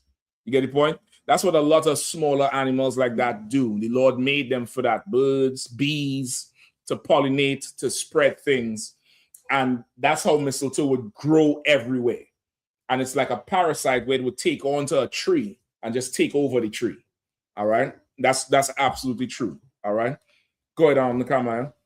Got a couple more things. Roman Saturnalia. Mistletoe was used in these winter festivals to symbolize life and fertility, a tradition later linked to Christmas. Right. Roman Saturnalia, which is the celebration of the Northern Lights and the Aurora Borealis. Right. They get that from, the Vikings and the Celts and the Druids. They would worship the mistletoe because it was linked to fertility and what else?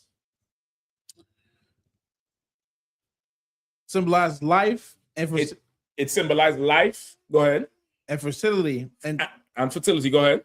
And the winter festivals. And the winter festivals. So the winter festivals was all about the celebration of the lights, where they'll have the big bonfire, right? They have the big bonfire and they go out there and they have the mistletoe because it's in the winter, it's still there, almost like the evergreen tree. And it would symbolize to them life. Like this thing grows. Damn, it's winter when? What's happening in winter time? Go ahead. Everything is dead. Everything is done. It's dead. It's twigs outside. There's no life. But this thing is growing, so this thing must represent life. And look, it has fruits. It's multiplying. Maybe if I eat this, I'll live and I'll multiply. And later on, it became merged with Christmas later on because of the Romans, the Babylonians, and with them councils of Nicaea, Chalcedon, I always forget the third one, where they decided what doctrine would be taught in Christianity and Catholicism, right? The Romans would keep parts of the Bible and merge it with the pagan customs of the day to appease the people. So instead of forcing Christianity on people and killing everybody like they did in the Crusades, they'll let you keep some of your culture and find a way to merge it into what the Bible say, so that you don't be offended that now you can't worship 12 gods. You just have to worship 3. You get the point? That's what they would do. And now the mistletoe is now part of the Christmas celebration. Anything else? In the 18th century, England, the kissing tradition gained prominence, first among servants and then spreading as people hung mistletoe for good luck, renewal. All right, slow down. Yeah, listen, you can't go over that part. In the 18th century, which is the 1700s, the kissing part in England, which really was the center of the earth at that time, it gained prominence with who first? First among servants. Among servants. The servants would be really who? Don't think race, just think status. Poor. The poor, which they would call the pagan, the one who he's low in status. He's doing just he's doing whatever. They would be the servant, and it would become, permissible amongst them because they have their culture, but England is Christian or Catholic, so they merge it together. You get the point? So it becomes famous among them first, and remember, from those servants, the history of it would be fertility and life. Fertility for a heathen means what? Go ahead. What does fertility for a heathen mean? They can reproduce and spread their nasty ways. You're trying to clean your shit up. Fertility for a heathen. Let me help you out. Donald Trump, Epstein. Who was the other one? Weinstein. Diddy. At this point, he a heathen. What does fertility for a heathen mean? Go ahead, Arawalia. I would say the hard R culture. I don't want to say the name. But great culture. Oh, okay, Salaki. I was like, I think a nigga. I'm like, Salaki. I didn't know that's what if I could. Salaki. Go ahead. Fertility for a heathen means the minute The minute they see any blood, like she has a period, they're ready to, you know, engage in sexual intercourse with her. Listen, that's a heathen. Just think Muhammad with the little girl. I always mix up the name. What's the right name for the bro? Aisha. Aisha. I don't know. I just know he was a child molester, right? Like this bastard again. So close, right? A heathen, fertility for a heathen is if it's too slow and if it has a hole. If it's too slow to run away and it has a hole, you ain't got tonight. Captain Nasback sent me a video where they're talking about Trump. There's just a little sidebar. More stuff come up with Epstein and them, right? Brother, I can't even describe it. Because let me see if I can send it to you. You can pull it up. They got some stuff on the file with him on video and pictures that was sent in between him and Epstein and other people who was you know at the parties. And he got this image from a video, right? I think the video was on Fox, one of them breaking news station. Right? I just sent it to you to your messenger. Is that okay? Constant. Right? Sure. You can pull it up? Okay. I highly doubt this will get us flagged, but if it do, what is it? Like, listen, that's the first thing I thought. I was like, what the hell is this thing? Go ahead, pull it up, Bob. You was able to?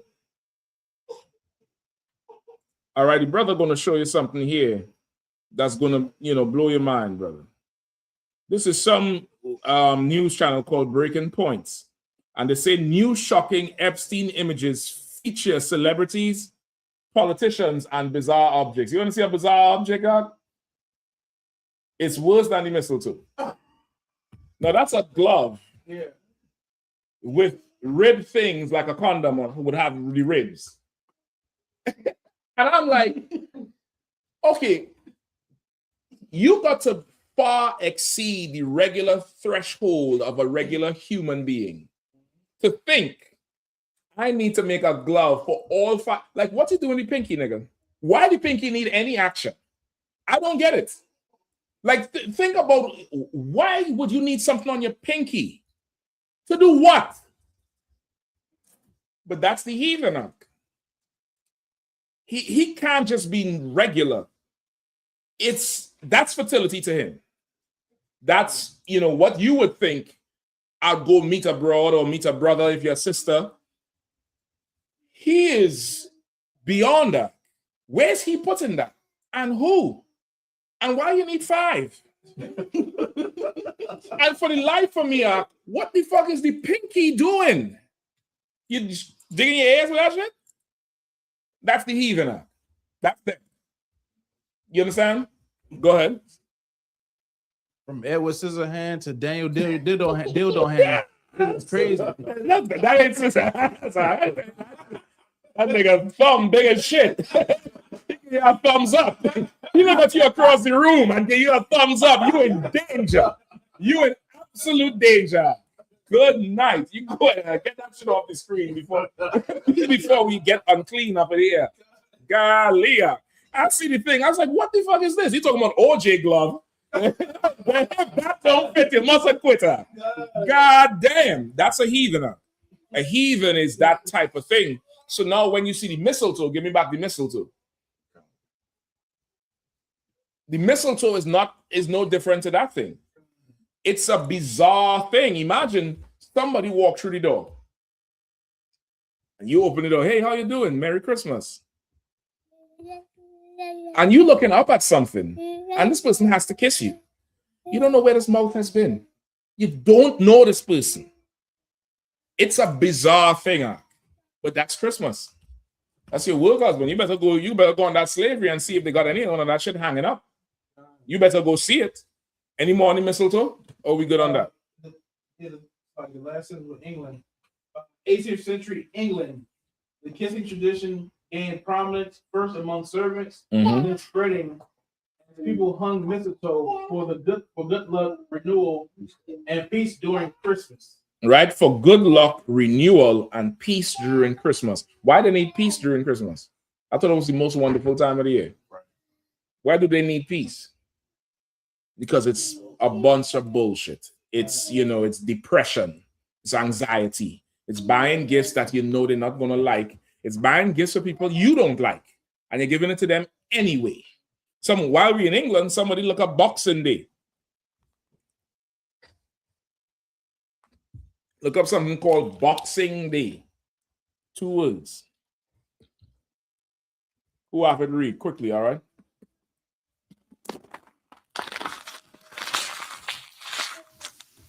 Salakia, sir. Go ahead. If I may, I was going to say, Gorilla Pegger, he probably ordering one right now. One of them gloves. I never showed him it, Matthew. I put the girls back up on the screen. No, Matthew, I should have never put that image on the screen. Sakari doing a bulk order right now. A big bulk order right now. The Amazon warehouse going crazy over that black glove. God damn. Very gay. You paid 5 times, 1 for each finger. Good.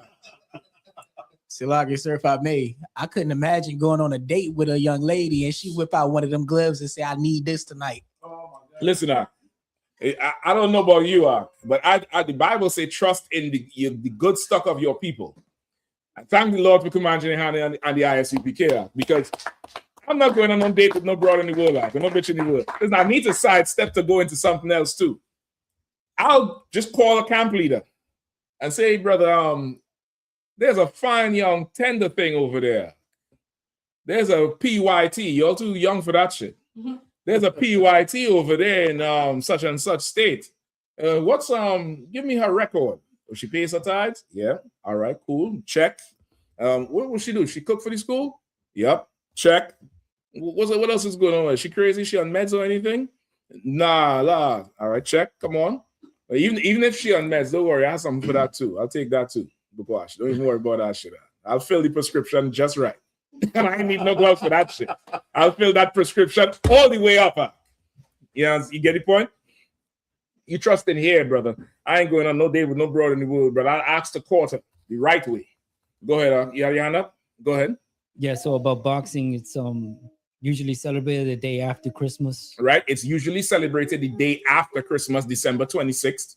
Right. And this is not an American tradition. It's more Britain and the Caribbean and places like that. Places that's more British colonial rule. Go ahead. Primarily observed in the United Kingdom and Commonwealth nations like Canada, Australia. All which is like British rule. Go ahead. It is a public holiday centered on relaxation, sport, and shopping. Right. It's a public holiday centered on relaxation, sport, and shopping. Bullshit. Right? Salaki. That was added after the sports part. They play game. They have professional games played on the 26th, which is the day right after Christmas. They also have the shopping and the fashion. The women walk around with the hats. Like you ever see the horse race in the Preakness? How they wear the fancy hats? In Britain and places that's British rule, Boxing Day, the women are known for wearing those hats. They order in the hats. Right? And of course, the hats come in the boxes, but not just the hats. Boxing Day is also known for them gifts you get the day before. You don't like that shit, you could box that shit up and go give it to somebody else. It's called Boxing Day. Oh, it's about he about to be about. I was scared for him in a second. I thought he was, yeah, listen, he wants it. You better pull him back in. You better pull him back. That table is unforgiving. But they take that they take all them gifts they don't want, put it in a box, send it to somebody else. The gift that you went broke trying to buy, the gift that you stood in line 1 a.m. in the morning to get this person, they get it, box it up, give it to somebody else. Why would you even do it to yourself? I have no idea. Let's keep going. What else you have? No, that's it on the Boxing Day, right? So we did the Boxing Day, we did the mistletoe. Was it that it on the mistletoe? We did the mistletoe. What we have next? Krampus. Right, go ahead. You got something? I got Krampus. Come on. Let me get a good picture of Krampus up on that screen. You could kill the mistletoe.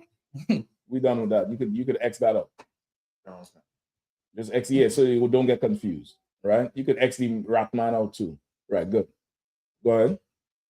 Krampus is a horned half goat, half demon. Pull everybody up on the screen. Go ahead. Krampus is a horned half goat, half demon figure from Central European Alpine folklore. Right? Central European Alpine folklore. In other words, the caveman. Right? Alpine is what? The mountains, the Alps. Right? In other words, the caveman is folklore from them. Also, there's a picture, Bukwash, with them. You could probably put it up on your phone first. That way everybody could still see what's going on the screen. Let's go back to the screen now. Right? There's a picture with Krampus beating some kids. Right? You find that, all right? Go ahead. Who serves as the menacing companion to Saint Nicholas. Right. You ever heard about Krampus growing up? You heard about the Grinch, right? And the Grinch was supposedly against Christmas. But according to this, he is this sodomite's companion. Is Claus and Krampus, right? Go ahead.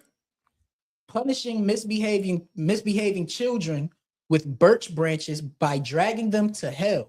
So now he's going to Santa Claus is up here. Give me that one. I'll take that one. Now there's one with him swinging something at them. I definitely saw it. Scroll down. Look at where right there, to the right with the girl in the pink.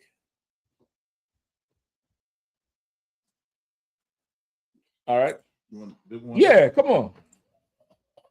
You got to zoom in and just put that in. I'll show you how to work that thing out. Just put the mouse on it. All right, no, sir. You got it. All right, I'll take that. Right? So you see the broad on her knees in pink. He got chains out for a little girl. And he got a whip in his hand. That tongue longer than Broadway. And another broad in the basket. Krampus is a pedophile. And Krampus beats these kids. Krampus was probably on Epstein Island. He was probably right there with them, devouring these kids. According to their folklore, Krampus would be the one who would, exact vengeance on the kids for being bad. And Salaki, what's y'all doing to me? Y'all switching other pictures. To what? We good with that? You need to switch again? No, I was just zooming in. Don't even worry about that. Once again, if it's going on, you could tell them about it after. Don't even worry about it, all right? He's the one that would deal to water too, though. Right? He's the one that would deal with, the bad kids. And dealing with bad kids is some demon who comes in to chain you up and beat you. Some old S&M shit going on. Like, what some little girl had to be on her knees praying like this for? This is part of your Christmas spirit. This is part of it, which is why in the spirit, so many children get destroyed through Christmas. So many children develop lust during Christmas time because why? From Thanksgiving, they're showing you all the damn toys, right? Years ago, they would send you, I don't know if they still do it, but you would get a catalog with a ton of new toys, shit you has never seen in your life before. Shit you never seen, figurines and dolls for the girls and cars and all kind of shit. And you putting pressure on these kids. On the kids putting pressure on the parents to buy these gifts. And what happens when the parent can't afford to buy these gifts? Come on. The kids hate the parents. They there's plenty of videos of on social media. Oh, I have a broke parent. My parents poor. I wish I had another family, a new family. Kids are really saying that when their parents can't do afford things for them. It's destroying a child. The child starts hating the parent, developing resentment, developing self-esteem issues because in their mind, their parents is too broke. Or this toy is a bullshit toy because when they go to school in January and the other kids come with the expensive toys, they look at this thing here like it's unworthy, not knowing the parents did extra time for that shit and spend the last on it or went into debt for this shit. I'm gonna tell you something else that happens when they go to school. They steal the other kids' toys. You come to school with that Monday, nigga, you better walk around with that bag on your back until 2:30 or 3 o'clock. Because at 11:30, when you run outside for recess, you're gonna be in there klepto, stealing everything. Go ahead, Bukwash. No, when you were saying about what the parents, you know, had to go through to get the toys and whatnot, I was just thinking about I'm in a bind, Nate. Say again? I'm in a bind, Nate. You in a bind. Good night. Don't be in a bind. Come in the truth and be free. Come in the truth and be free. Like it develops so much unnecessary lust and a total skewed way of looking at the world. Right? It's not healthy. It's not a healthy thing that we should celebrate or partake in. Not to mention the money you would save if you just withdraw from Christmas. Right. You ain't got to buy no tree because you know that tree ain't making it till next year. It ain't like the old school days where your parents beating you to put that tree up. That tree is going to be on the side of the road January 7th or 8th after the 12th day. It's going to be in the trash somewhere to go buy another one next year. You don't have to buy no lights. You don't have to buy no turkey or ham or pork for Christmas Day. You don't have to buy no gifts. Well, what's the average household cost for Christmas? What do you think people are spending, in preparation for gifts? If let's say you're a bachelor or you have one woman, or is you, your woman, and a little kid, and then a full family, is about 6-7 of you all in the house. How much do you think you're spending? Go ahead in the camera. I don't need mic. Grab the mic from me. So if it's just you and your woman, I say the minimum is gonna be 2,000-3,000 all the way up to about 7,000, 8,000, 10,000. It's a ridiculous figure they're spending on. Yeah. Because you see anything? Yeah, sir. Is it? Go ahead. Grab the mic. It's about 1,000 to 2,000, sir. 1,000 to 2,000. That's okay. probably for a man and one woman. Now. That's 1,000 to 2,000. You told me an iPhone is $1,000. Like one phone call, and that's the Christmas budget. That Christmas budget for people in the world who really pushing out is what he's saying is probably about 3,000 to 5,000 on the low end.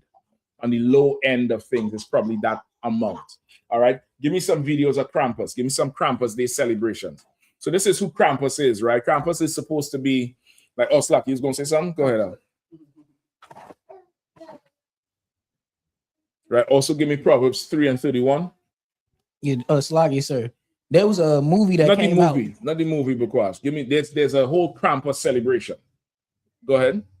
Yeah, there was a movie that came out in 2015 about Krampus, and the whole movie was based on like one kid who said he wanted a whole different family, and Krampus came and killed his entire family. And him was it too. 2015 or later than that? It's 2015. You might want to Google that shit. 2015. You sure? Just double check and see when it came out for sure. Right? You sure? You know somebody who was rude like that. You know somebody. I've been trying to help you all out. I've been really trying to really educate you all in here. But you have to think that I'll be, harping on you. You knew somebody who used to do it, right? Right. Good. You don't know him anymore. He fell off the face of the earth. Thank the Lord. Go ahead. Yeah, the movie came out December 4th, 2015. 2015. Okay, all right, I'll take that. Listen, I only heard of the movie after a breakdown. That's how I know they be watching UPK. That's why I asked you exactly when. Awesome. Because was you able to find the footage of it? Just go to YouTube. Just pull it up there and just type in Krampus. I don't know what you're dealing with. Just pull up one of the tabs. The same tab you're in. You could just, type, the same tab that's showing. Oh, it's not the picture? No, live. Isn't that a web page? What's that? The one with the picture. No, live. Sir. That's a web page. That has a URL on top. Just go to the URL. No, yeah. Type YouTube. Type in Krampus.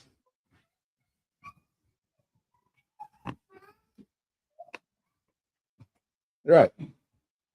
Pick anyone that's not any. I found myself at a time. All right, don't worry. It'll do something.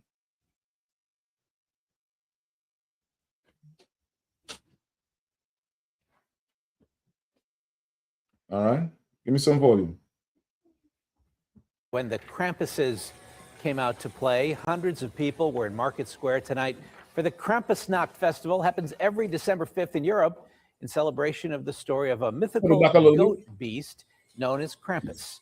In celebration of the story of a mythical goat beast. The joy of giving. It can also get a little weird, like tonight when the Krampuses came out to play. Hundreds of people were in Market Square tonight for the Krampusnacht Festival. Happens every December 5th in Europe Stop right there. So it happens every December 5th in Europe. That's when they do celebrate it. I guess the tradition is coming to America now because more Europeans are coming to make America great again, right? And they bring in their Krampus night or Krampus night, right? And they going through dressed like Krampus December 5th, but it's to scare the piss out of everybody and to punish everybody because, like the myth says, Krampus would walk around with a birch or a whip or a short whip and will beat you if you was bad every year, right? Go ahead. Of the story of a mythical goat beast known as Krampus. He punishes naughty children who misbehave before the Feast of St. Nicholas. And somehow it's become a tradition. The Feast of St. Nicholas. Notice it didn't say the Feast of Christmas. Why did we call it the Feast of St. Nicholas? Come on. Because that's when St. Nicholas brings the gifts. What celebration else? I'm gonna need St. Nicholas. Give me something on St. Nicholas. Go ahead. St. Nicholas, he used to work. He was with the like the Catholic Church, and he used to give gifts to orphans. He was I believe the record has him as a black priest at the time or monk in either is it Smyrna or Phrygia, one of them churches. And he was dealing with all the orphan children, the poor children at the time. And he would just get gifts and give to the kids. And that's really where they get Santa Claus from. That's why they call him Old Saint Nick, because that man was a real person who would give gifts to the kids as orphans because they ain't got no damn parents. And this is around the same time. So it's just balancing off the damn thing, all right? I believe he was black, if I'm not mistaken. I think we have an archaeology image of him too, right? In one of them things, in the back of something. All right, go ahead, play some more. Tradition here in Pittsburgh. You know, it's a way to let Santa Claus stay pure and not be the one punishing the children. And that Krampus is the bad guy. So instead of Santa Claus punishing the kids, how would Santa Claus punish the kids?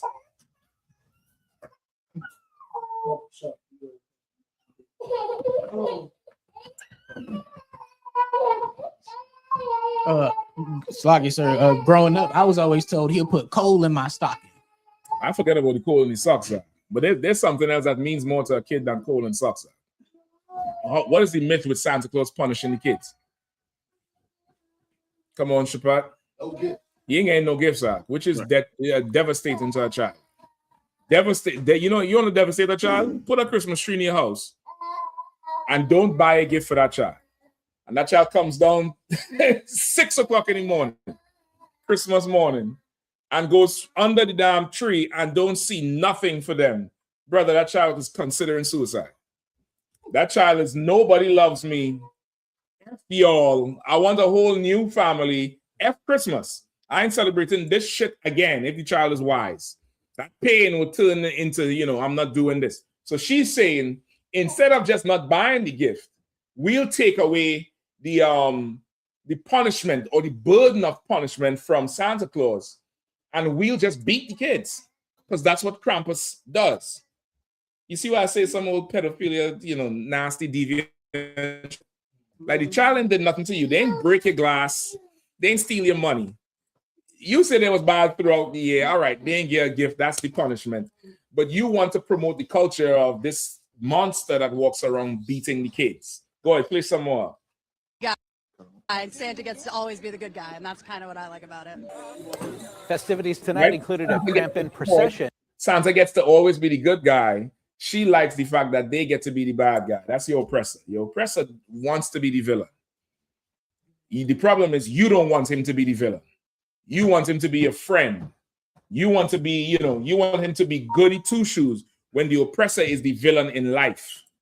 Keep going. Any more on it? Give me another campus celebration from Europe, because this one is mundane. This one is like a Halloween shit. There's some in Europe, them niggas is Subaru is proud to be the largest automobile. If you're in the way, you getting cracked.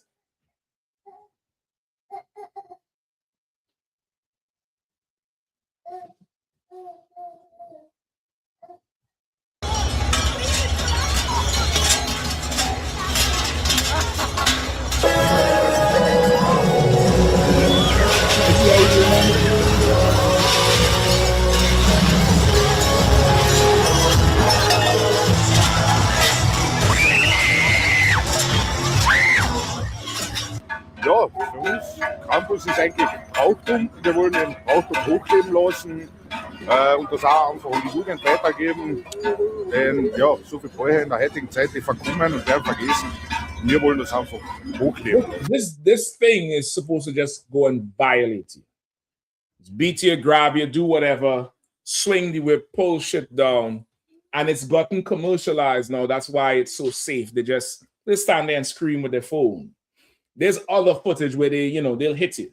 The reason I'm bringing this up is because with the whole Krampus thing with violating you or punishing you for being bad, and also with the whole mistletoe, where the whole spirit of Christmas is lust and fertility, Christmas runs right into what they call carnival. You all ever heard of carnival before, right? There's places in that celebrate. Oh, you had it. You could have showed us in if you wanted. I just pulled it up. You pull it up. Okay, this is Saint Nick. This is the original Saint Nick. See, he's black. This is a Russian icon of him. This is who this is supposed to be based off of, right? Because of his tradition of taking care of orphans, and they spin this into some nonsense that really just pushes kids. All right. Where's that? Right. It runs all the way into carnival. And carnival, from what you know, is what? Tremendous lust. Lust of the flesh, a ton of sex. Now, in carnival, I'm familiar with the one in the Caribbean, in Trinidad, which has one of the biggest carnivals in the world. Pull up for me. It's called Jab Jab. Jabjab. Right? Or Trinidad Carnival Jab Jab. All right. You can go straight to YouTube, so you don't have to do all the extra stuff.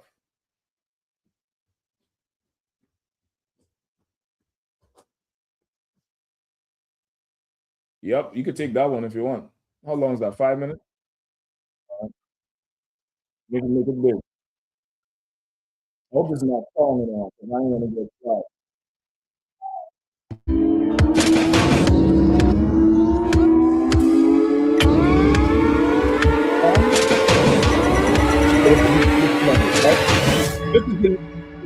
This is right there. This is just before Carnival. The Carnival is 2 days. Carnival Monday and Tuesday.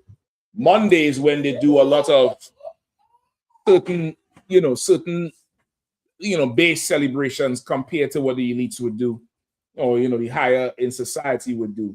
The poor people could not celebrate Carnival with the rich at one time, right? The rich would have all the costumes and dress up with the masquerade and all of that nonsense. The poor were not allowed to do it, right? So what the poor would do would be to put mud on themselves, right? They call it juve. It's a French word. I forget what juve means. You could look it up, right? They put mud on themselves, dress a certain way that would instill terror in you. They also put oil on you. You're rolling out? All right. You have to jump there. No soda. So what? Right? They also put oil on themselves. And they'll walk around with gasoline and a flame and blow fire. The whole thing is meant to terrify you. Right? Go ahead. Now I want to skip through. I want to watch the whole fire. In Grenada, Carnival came from guys that with a and then they were right. Oh shit. All right, skip again. For us and stop right there. Go back a little bit. Go back a little bit. True. As former slaves. Go back some more. To honor. More. All right. So this is from Grenada, which is another island that celebrates Carnival. We're going to run it down for you.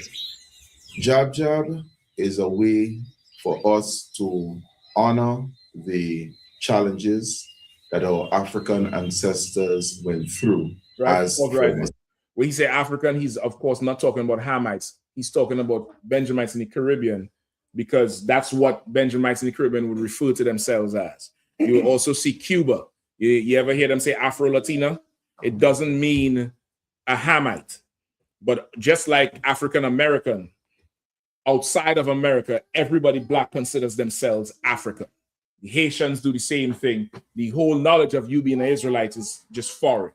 So when he says African slaves, you're supposed to know he's not talking about Hamites. He's talking about the slaves, which is not actually Africans. Just want to make it clear. Go ahead. Slaves.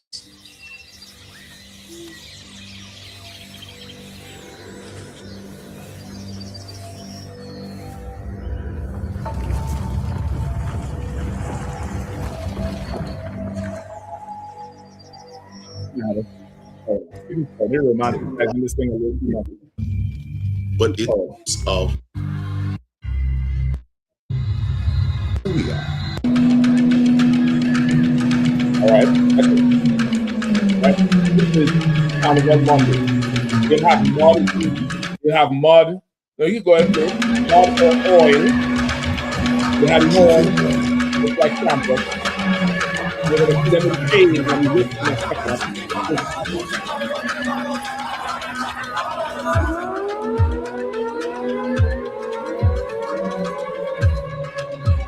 It's the greatest freedom one can get.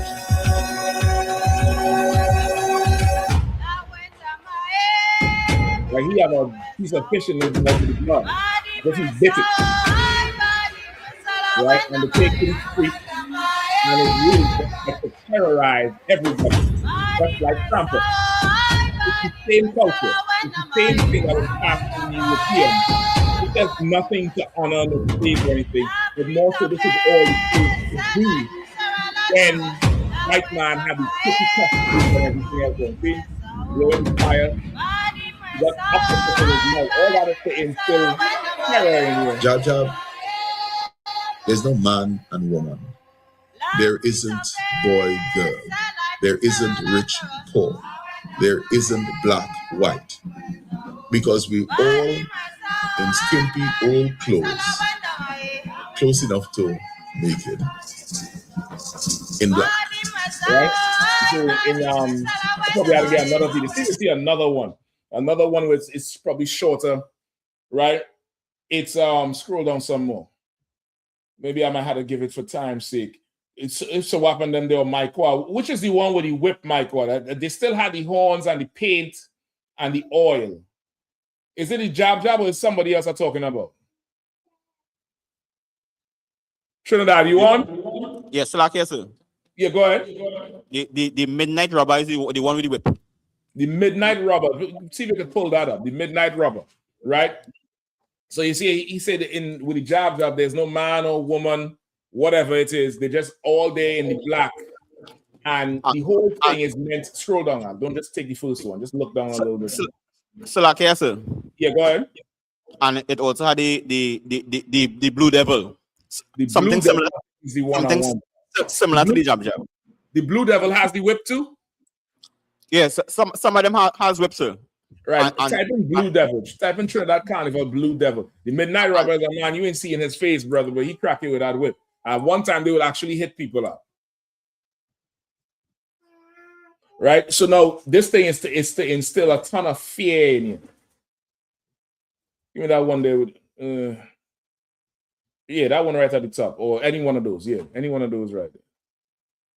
The Science and Kirk success story. But that whole thing this is Jay. He can fix just about any child. You seeing this thing coming down the street. He had the octopus in his mouth, blood coming out of his mouth, horns. It looking like a man, but it ain't no fucking man.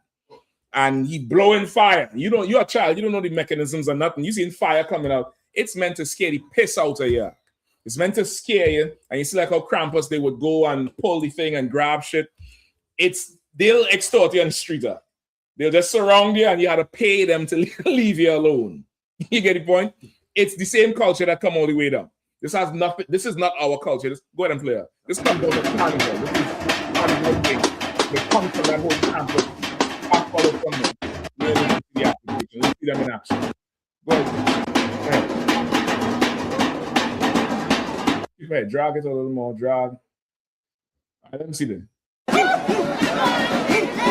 Right? Same thing like all the same one people can't put in the horrible. You do this comes with the fire, you blow the fire in a second. And this one here is the space. The one time in the carnival culture, they were terrorized, just like the campus was terrorized. Right? And it's something that comes, it's Christmas is Christmas person going all the way forward into Carnival and Valentine's Day. All right, it's meant to sterilize it, but it comes from the same thing. All right, some of you need that. All right, anymore? Or are we good to go?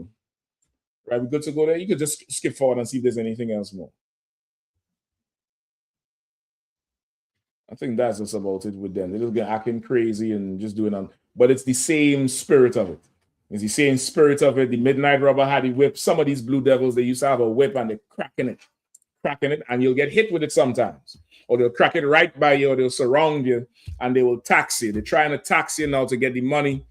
Similar to the whole Krampus thing with just terrorizing you because you was quote unquote bad. It all really is the same European culture. You could just drop it for now, all right?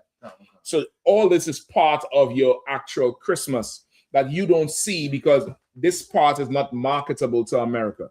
America takes what they think they could sell and they sell you Santa Claus. They sell you the Christmas tree. I remember the time when it went from Christmas to Xmas. You remember that? And there's just Xmas now where they say they had to take the Christ out of Christmas because Christ is not marketable. It wasn't that Christ wasn't marketable. The UPK was teaching that Christ had nothing to do with Christmas and Christ was born in Passover. And just like everything we influence, they had to, pivot on it. So there's like, all right, well, listen, before everybody gets sour on Christ, we're going to just have to just do the Xmas thing. And, people who's not religious or don't want to feel like they're offending Christ, they could still celebrate Xmas. It has nothing to do with Christ and the Bible. They just continue doing whatever it is. It's an absolutely satanic holiday. It's a satanic time, ton of depression, divorce rates. January is divorce month right after Christmas, 7 days after Christmas. All the house fires, the murders, the theft. Don't forget the drunken revelry. And as Arawadia brought out, the all the child molestation and sexual, assaults that happen because everybody is in a euphoric state because of all the drinking and the nice times, and they're thinking it's, they're going to go overboard with every damn thing. Christmas is just something you should never, ever do. And if you're here in this class tonight, you should make no plans to do this next week. You should end it tonight. You should decide, I ain't doing it no more. I ain't following it through no more. Go ahead. So like yourself, I may. I'll come to you because I go ahead, Shapat. Slack, I made sure you were saying that with the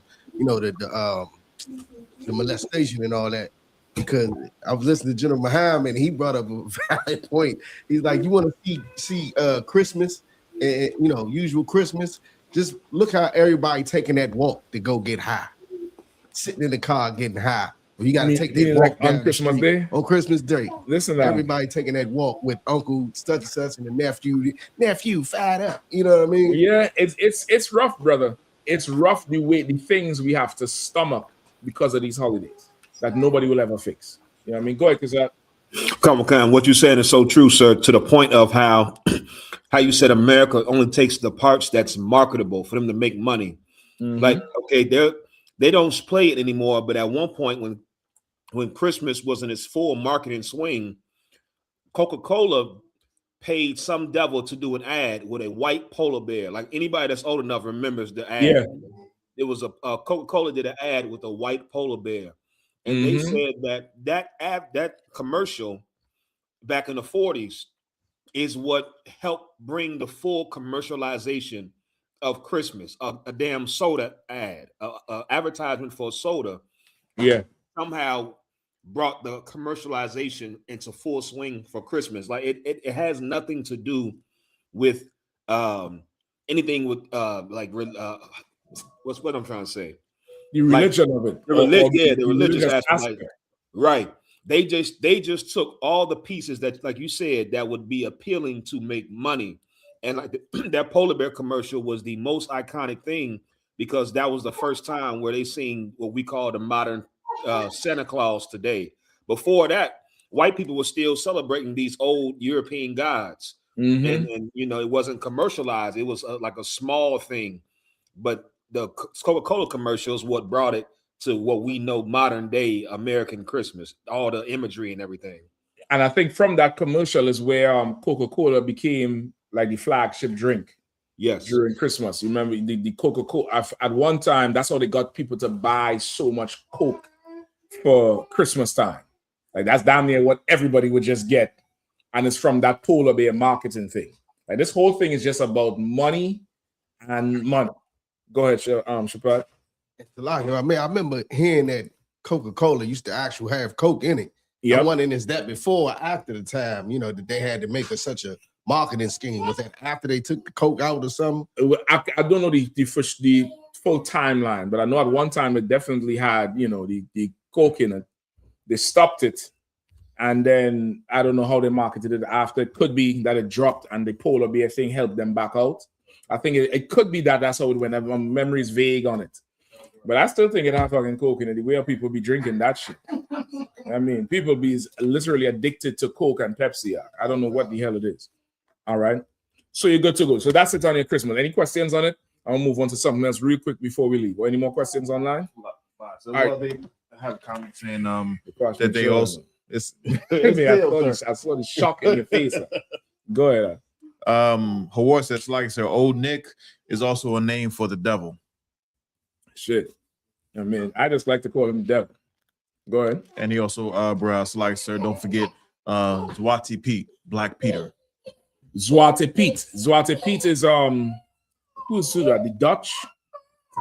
Where they dress up in a whole black face. I don't think that's Christmas time though. I think that's something else. You could just Google it before. Look up Zwarte Pete, or one of the brothers online could look it up. I just see if that's Christmas related. I think that's something else. Zwarte Pete. Zwarte is Dutch for black. Just like it comes from that Nordic language, like German. Swartz is black. That's Zwarte or Swarthy. Swarthy is also Old English for black when they describe King James family. And he comes from the Black Douglases or the Stuart family. The Stuart comes from Swarthy. They were servants to the king or something like that. I forget the history. But that word is black, where they would dress up in blackface all over Netherlands. But I don't think that has nothing to do with Christmas, though. If I may, sir. Go ahead. It says Zwarte Piet is also known in English by the translated name Black Pete. Is a companion of Saint Nicholas in the Dutch. It says traditionally, Zwarte Piet serves as an assistant to the saint and distributes sweets and gifts to well-behaved children. Right, but he ain't an assistant like the elf. He's an assistant like a slave. If you could find a picture of it, you'll see it. The Zwarte Piet is like a trained slave to their version of the damn Santa Claus. Zwarte Piet with a Z. I'm not supposed to watch. Listen, man, shit. I'm trying to get into Netherlands. I'm learning Dutch and that Duolingo. Don't what I say? Jesus Christ is Swate something, whatever. I ain't too good on it just yet, but I'm trying to get up in there. You could just look for the image of it. So, like it, sir. Swate man. I think that's what it says. Swate man. Right? That's Black Pete. And Black Pete is supposed to be less than average height, just like a ghoul or a minion that run around and give the candy, but on the beck and call of the white man. Go ahead. Salakia, sir. Even like an Oompa Loompa. I mean, I don't know. I just know it's a derogatory thing, right? And they call him Black Pete. And it's a standard custom. You see how he's not as tall as the Saint Nick in that picture. Is that big enough? You can just double tap the thing in them. Well, there, that's too obvious. Right? You see how he's not as tall as the Saint Nick picture. Well, he's not as small as the kids. And it looked like a little black boy that just walks around and gives the candy. He's like a slave to the Santa Claus over there. You understand? That's the whole Zwarte Piet. All right, if I may, sir. And it's some more history on it right here. It says how there's an image. It says that and where it go?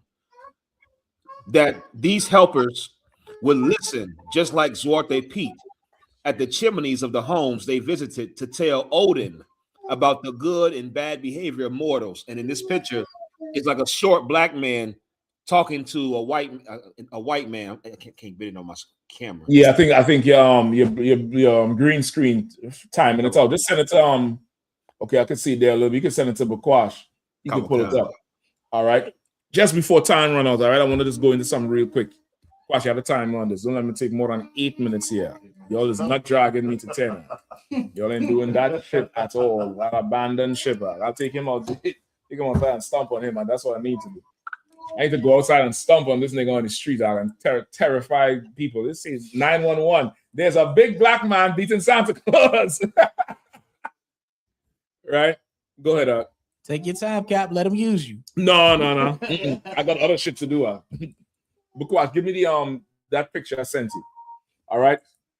Now, also part of the holidays, right? Before you even pull it up, don't pull it up yet.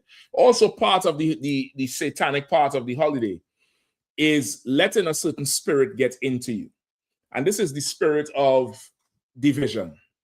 That's what holidays always do. Holidays always bring division.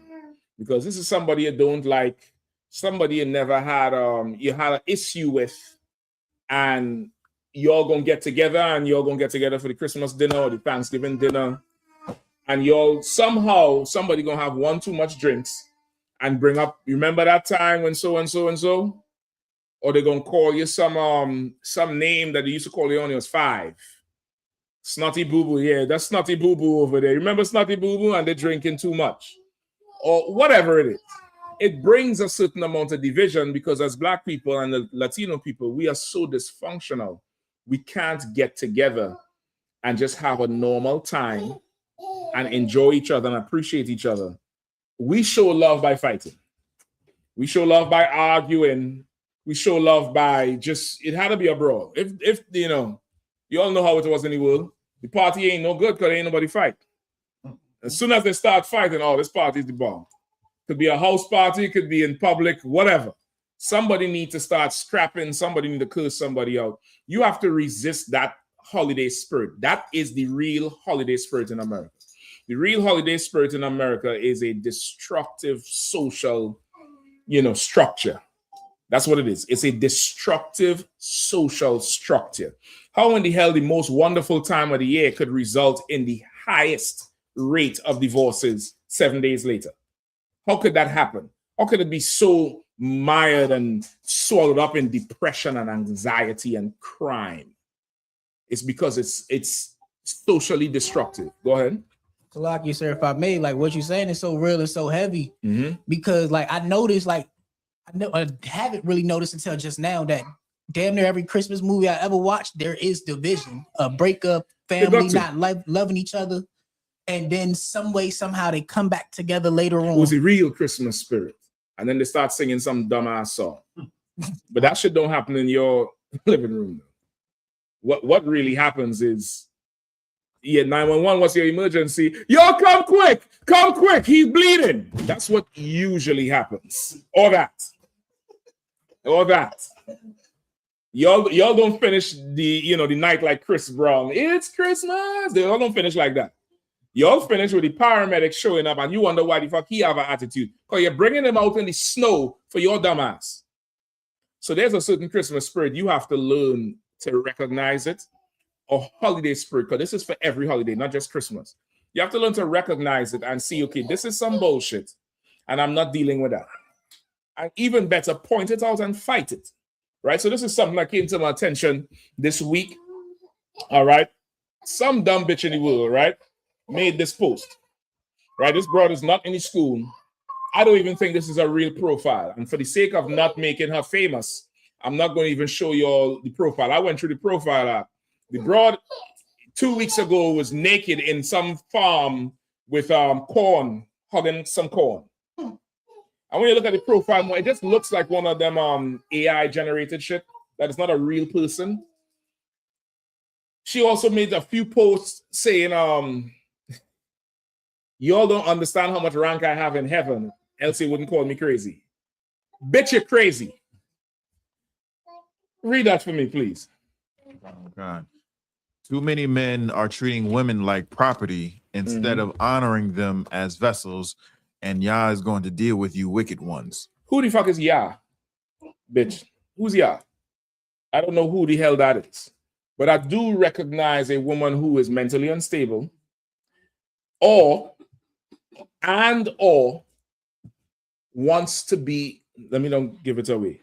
What does she really want? Go ahead. To be a man? No. Close though. Power. Go ahead, Arwadi. Power. Second? Power. She wants power. She doesn't want to be a man, but she wants men to worship her. And that, again, is more the holiday spirit. That's just nonsense. Like this, why is this even a thing? Why do you need a man to worship you? Like, what is that? Where does that come from? Who knows? Quickly, because I ain't got much time. I don't want to give you all the answers. Come on, sharp with it. God is a woman? Nope. Christianity, but it comes from somewhere else. It comes from somewhere else. Cleopatra, Way before that shit. Way before. Salakia, sir. Come on out. Listening to the serpent. Give him a hand. Adam and Eve in the garden, listening to that serpent. What did you can read it, Arawadia? What did it? You can put the brothers up too. What did the serpent tell Eve? Right? Yahanna will not said Eve as well to water too, sis. What did the serpent tell Eve? Quickly. You got it, Arawadia? So like you said, that was Trooper Mafia, sir. Okay, go ahead, Mafia. You have it?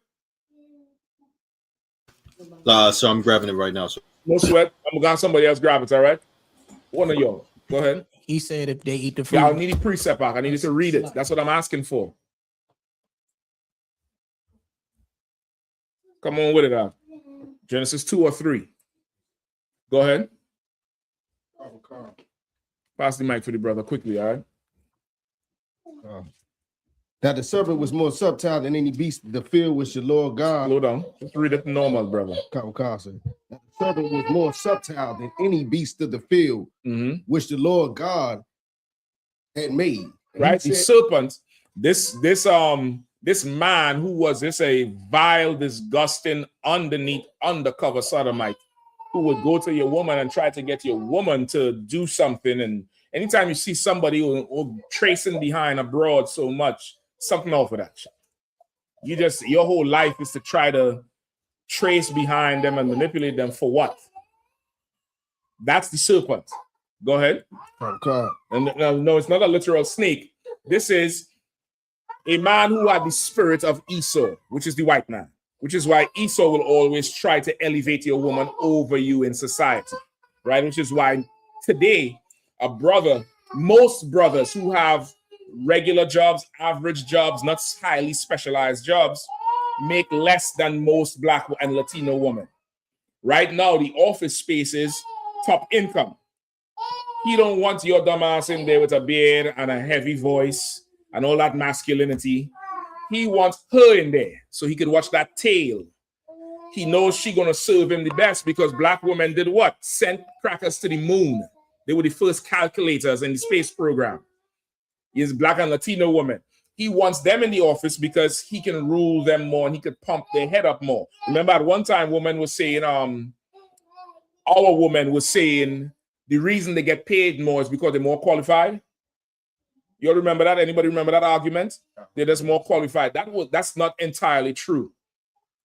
There's a video, I'm gonna look for it. I think I found it sometime, where in schools, brother, they say the whole design of the school is catered toward the girls.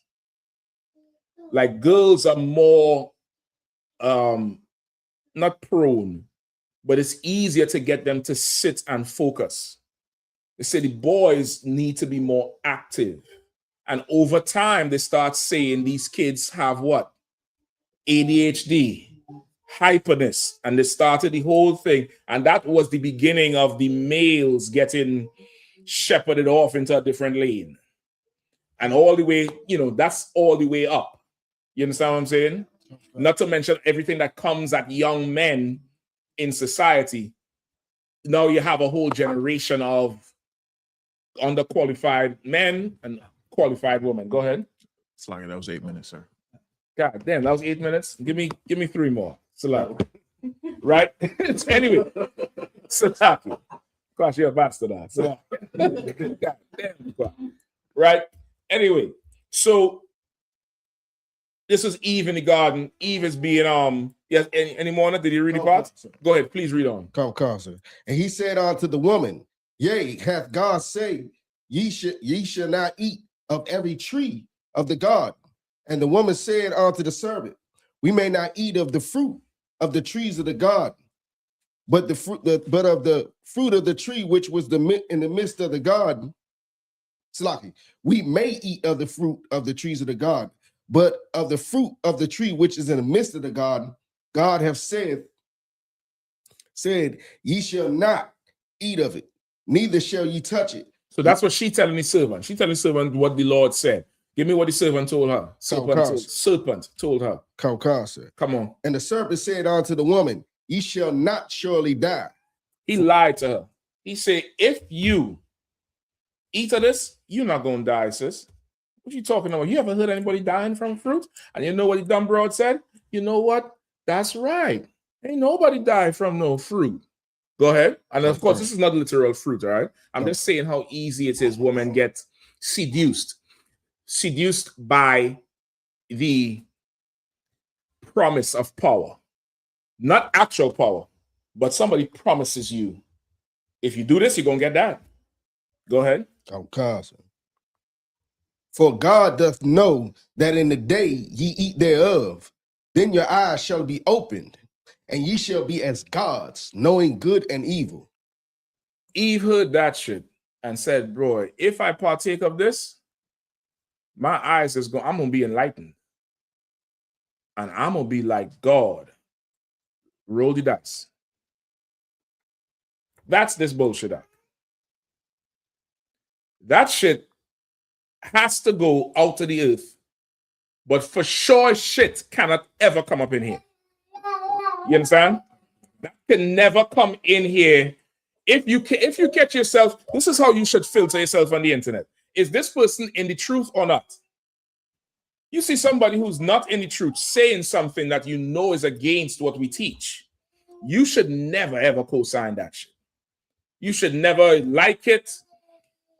Don't share it. If you're going to share it, say this is some foul shit. Go attack the bitch in the damn comments if you want to do that shit. But this is so foul right here because she just wants to be in charge. You know what happens when a woman is in charge, brother? 2 million black men in jail. And this is, I'm not attacking sisters. We love our sisters in here because they understand one thing. What do sisters understand in here? That's in that thing. That's in that post. There's something that's the woman in here fully understand. Come on, sis. I was hoping. I didn't want to call you out, but I was hoping you'd volunteer. Give her a hand to volunteer. Help me out here, sis. Help me. Help me, please. We are a man's property. Say again? We are a man's property. Say it one more time. We are our man's property. Give her a hand. Women are property, niggas and niggerettes. Women are property. You should want to belong to somebody. You should want to. Have you ever seen a property that doesn't have any owner? Have you ever seen one? How does it look? Like shit. Like a total, I mean, you walk past an abandoned lot. The grass taller than you. The house falling apart. There's rats in there. There's Krampus up in there. Hell, you're going to hear some man walking around up in there because there's no owner for the property. But when there's a property that somebody owns, how does that look? Huh? Extravagant, sir. Say again, huh? Extravagant. Say it one more time, everybody. Extravagant. Extravagant. Extravagant.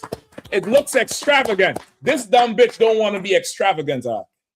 She want to be a piece of trash lot at the side of the road. What else happens with a property nobody owns? Let me see where you're going. Come on. I hope you're answering it right, you know. I ain't got much time. Come on. It start to break down. I already said that. Come on. What else happens to property? Come on, young man, Luis. It has no value. It has no value. So because it has no value, what happens to a property nobody owns? Decays. I already said that. There's something else. There's something. He looking at me like, well, what else? There is something else. Come on, sis. Nobody wants it. If nobody wants it, what does that mean? I'm trying to walk you straight to it. Come on, Shafat. If nobody wants it, it's for the streets. Everybody can have it. That bitch is a slaughter. She's a whore. You understand me? She's a whore with the hard R. Arawadia. With the hard R. She's a whore. You understand? Because she belongs to nobody. So she can have everybody. But sisters in here, brother, are property. Give me the precept. Give me Ecclesiasticus. You'll have I got it right here, sir. I think your disease spreading to me. Page come out. Go ahead, Kazak. Ecclesiasticus chapter 36, verse 24. He that getteth a wife beginneth a possession. A what? A possession. A what? A possession. A possession. You belong to that man. That's yours. I possess you. Now, even beyond, in fact, Slack, keep reading, Kazak. Kawakan, a help like unto himself. A help like unto himself. Like, imagine how you would help your own self. Like, what things you would do to help yourself. Give me some examples. What would you do to help yourself? Go ahead. Read. Okay.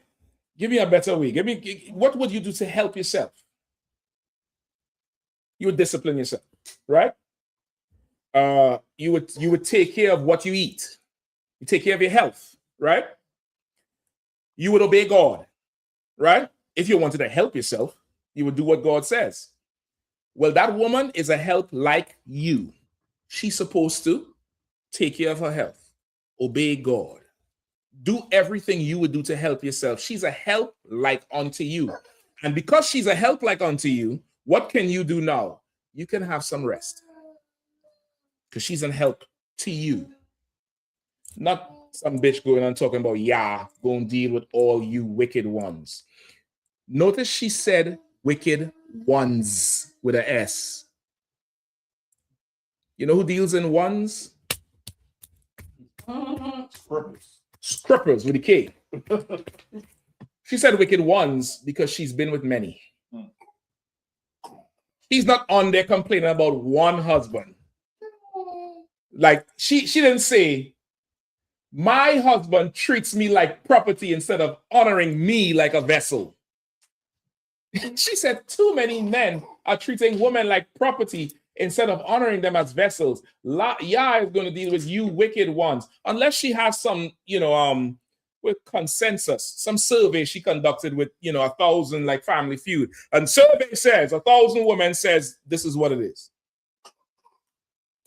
She's a whore. She's a whore and she chose badly. And now because she chose badly, all men is evil and too many men treat women like property. First off, bitch, you are property, right? And Lord help you. In here, women come in here and they get, a general over the camp, a camp leader.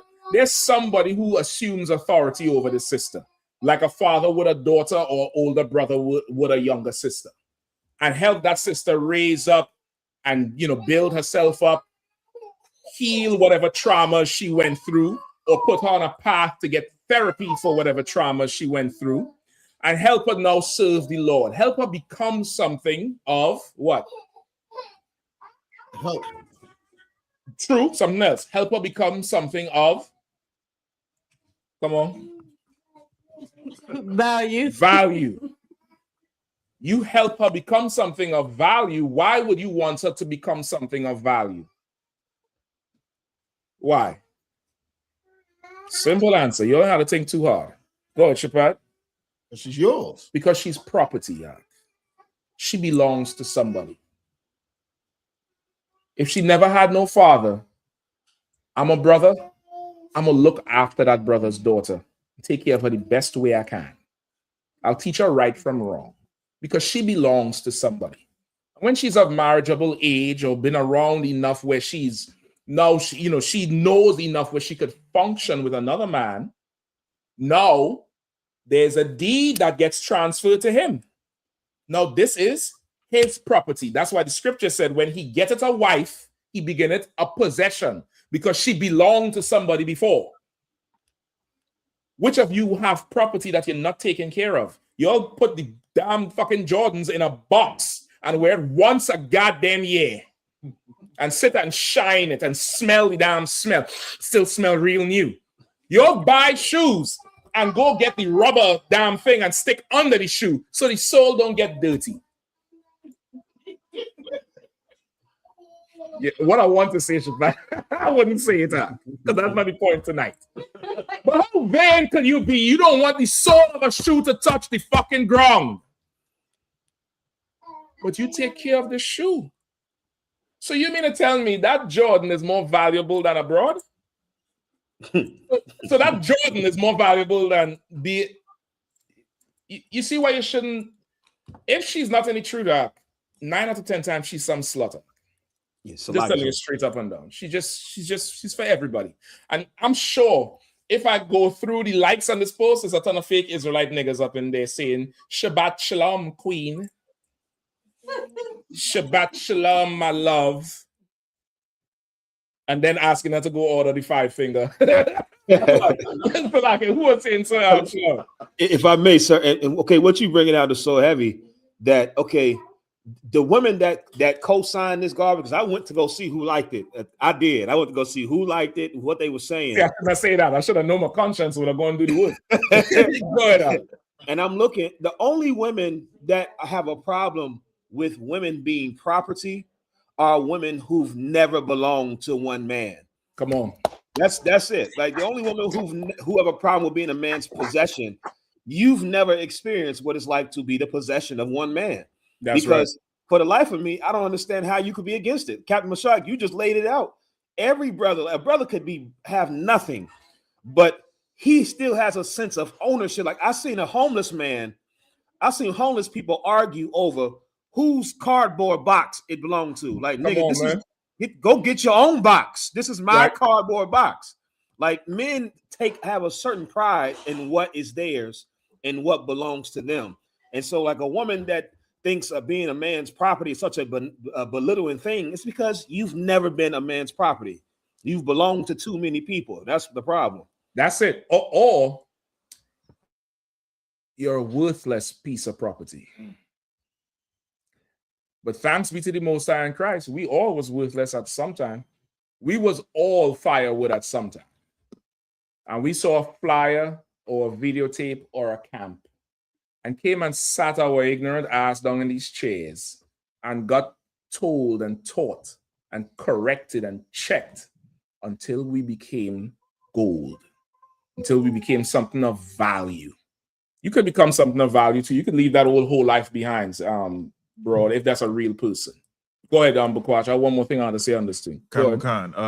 When I first came into truth, and I would see posts that I wouldn't really think was One West or wasn't, I would just wait to see if another brother, I would just wait to see another brother that's a amount of wisdom. Like it or comment on it, and then I would be like, okay, yeah, you're looking to see the pattern. It's like, hold on, I ain't too sure about this here. Let me see if the men and the woman who's been in here longer and have more experience, if they like it, if they co-sign it, and if they ain't do it, fuck am I looking at that shit for?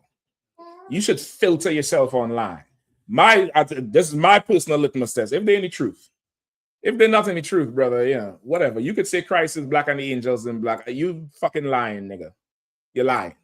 It's only true, in my opinion, if it comes from somebody in school. Because you'll say Christ is black and then order a pegging kit for your woman to go up in you. Because you her property. And now you're looking for the 5-finger the 5-finger handshake. Right? Now, this is the other thing. What happens, especially with younger sisters or the sisters who, may be struggling with things, and it happens with brothers too, right? This is a brotherhood issue as well. If a sister likes this thing or somehow identifies with it on some level, it's because the man in her life, she thinks he treats her unfairly, right? If you think that way about your husband, what should you do? Come on, Ragash, please help me out. Help me. Get some counsel on the situation. You should what? Get some counsel. Before you even, okay, you could call for counsel. You could call for counsel. There's nothing wrong with that. That's absolutely right. But there's something else. Go ahead, young brother. Matthew 18 and 15. Matthew 18 and 15, which says what? It's right behind you. You can turn around and read it. Moreover, if thy brother... If thy what? If thy brother... If thy what? If thy brother... Solomon said to his woman, my sister, my spouse. Your husband is your brother too. He's your brother. That's how we talk. That wife, she's your sister as well. You get the point? Not like the heathens, but meaning this is somebody close to me and from my family. Go ahead. Moreover, if thy brother shall trespass against thee, go and tell him his fault between thee and him alone. If he shall hear thee, thou hast gained thy brother. If your husband offends you in some way, form, you might be angry that he offended you by something he did, or usually something he did not do. Yeah, I mean, he forgets some shit. I don't know. Something he said or something he did not say. It might anger you. Don't go stop. You could go get a bucket and scream in the bucket to get the anger out of you. Scream all the curse words out in the bucket if you want to. But get the anger out of you for a second. And what you need to do is go to him in the most feminine way and explain to your brother that you are offended by something he said or didn't say, or something he did or did not do, and explain to him you don't like it. But you're not about to condemn many men on the internet because you just want to be fucking worshipped. She said, honoring them as vessels. The Bible says you are the weaker vessel. So the Bible says. Anybody knows what that means? Let me ask the sisters in the class. Sis, if I could ask you, I don't want to put you on the spot. It's not a trick question. I just really want to hear from the sisters because they're going to say we hate women and there's only men in there and there's sisters up in here. You're just ain't seeing them on camera. You know why? Because they're valuable property. You don't show everything. Why does the Bible say women are the weaker vessel? What do you think? If you don't know, it's fine. Go ahead, take a shot. Sometimes because they don't speak up for themselves. Say again? Sometimes because they don't speak up for themselves. Well, brothers sometimes don't speak up for themselves either. But the Bible says our women are the weaker vessel. It did not say, what did it not say? Let's start with that. What did the precept not say? Who knows? Come on. The woman is a weak vessel. It did not say she is weak. That's what people miss. That's what this bitch missed. Yeah. It did not say she is weak. It says she's the weaker vessel. Because it's comparing her to a man.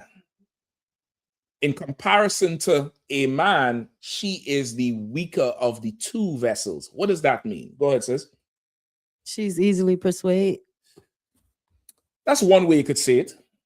This one, brothers is easily persuaded too. She still has strength, but she just doesn't have as much strength as the man. And that's what you want.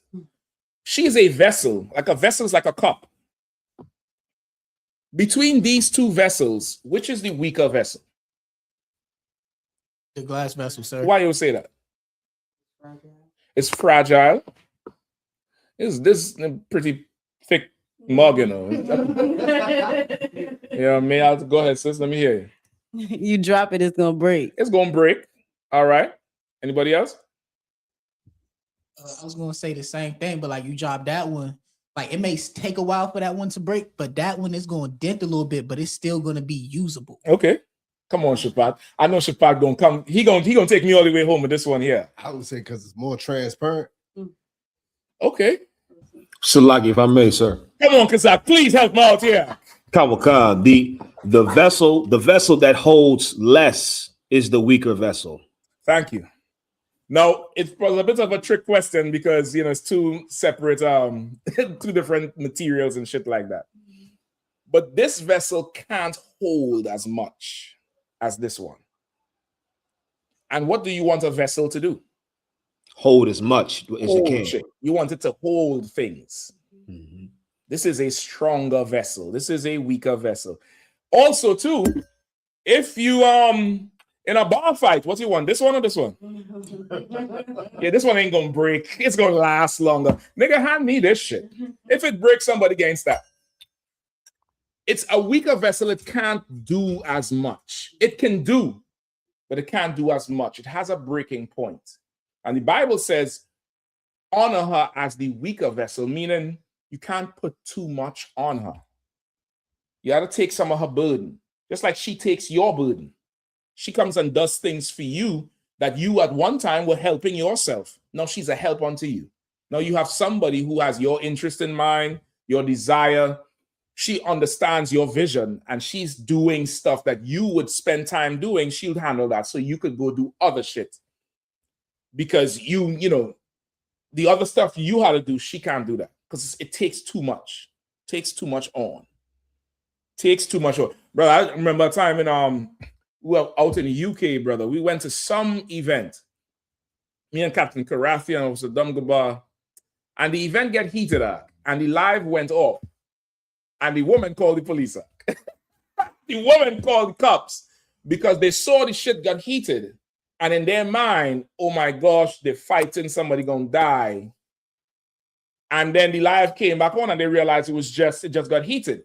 And when we got back to the house and they had the food and stuff ready, they said, I don't know how you all go to camp because I couldn't do that shit. You're just the weaker vessel. The things we do that's every day. It's every day for us. You get the point? You honor us as the weaker vessel. You have an issue, just go to your husband. Don't go on Facebook looking for some sappy, sad, slut broad who you think is echoing your inner sentiments. Obey the Bible.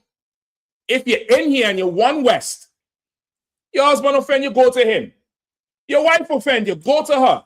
Your brother offend you, go to him. Don't make this person think they're saying something right. You should have gone on there and you slut, you this, you that, up. Just scroll past it. Like you would step over what? Dog shit. They have some old fake Israelite Hebrew name to her. I forgot to mention that part. You try not to do these things because you're inviting strife in there. When you look for the validation outside of these walls, outside of this house, you're inviting strife in. You're part of this family. You're part of this nation. You're part of this, the valuable thing, this brotherhood. Look for the solutions in here. And the solution is, if you're going through something, go to that person and talk to them first. If they don't hear you, you call for counsel. And that's just that. And that's how everything gets strong in here. Right. What you don't see is most of the time, Satan, the Bible says, I'm done with this, Salaki. Yeah, it took me to 10 because your fault. The Bible says, the Lord is not the author of confusion. So if there is confusion, who is there? Who's there? Come on. Satan. Satan is there. Satan is there. That's why you need to go to him and him alone or her and her alone and talk. Because when you're not talking to each other, who you're talking to? That demon, sir. You're talking to Satan. You see that you can't sleep at 3 a.m. you scrolling and you just scrolling and like, this motherfucker treated me like a tool, like I'm property, something. You think you're talking to yourself. No. Satan in your brain. And sometimes, if you're really simple, you're not even part of the conversation. It's 2 demons in your head talking. Where he's saying he treats me like property, but he did buy this from me. You think you in the conversation with yourself. You're talking to, It's two demons talking in your head and confusing you even more. And you're getting more stressed and you're angry. And the next day or whenever you see the person, hey, Shalom, what's going on? Or hey, what's going on, brother? What's going on, sister? Hey, Shalom, you all dry. Like, what the fuck is wrong with you?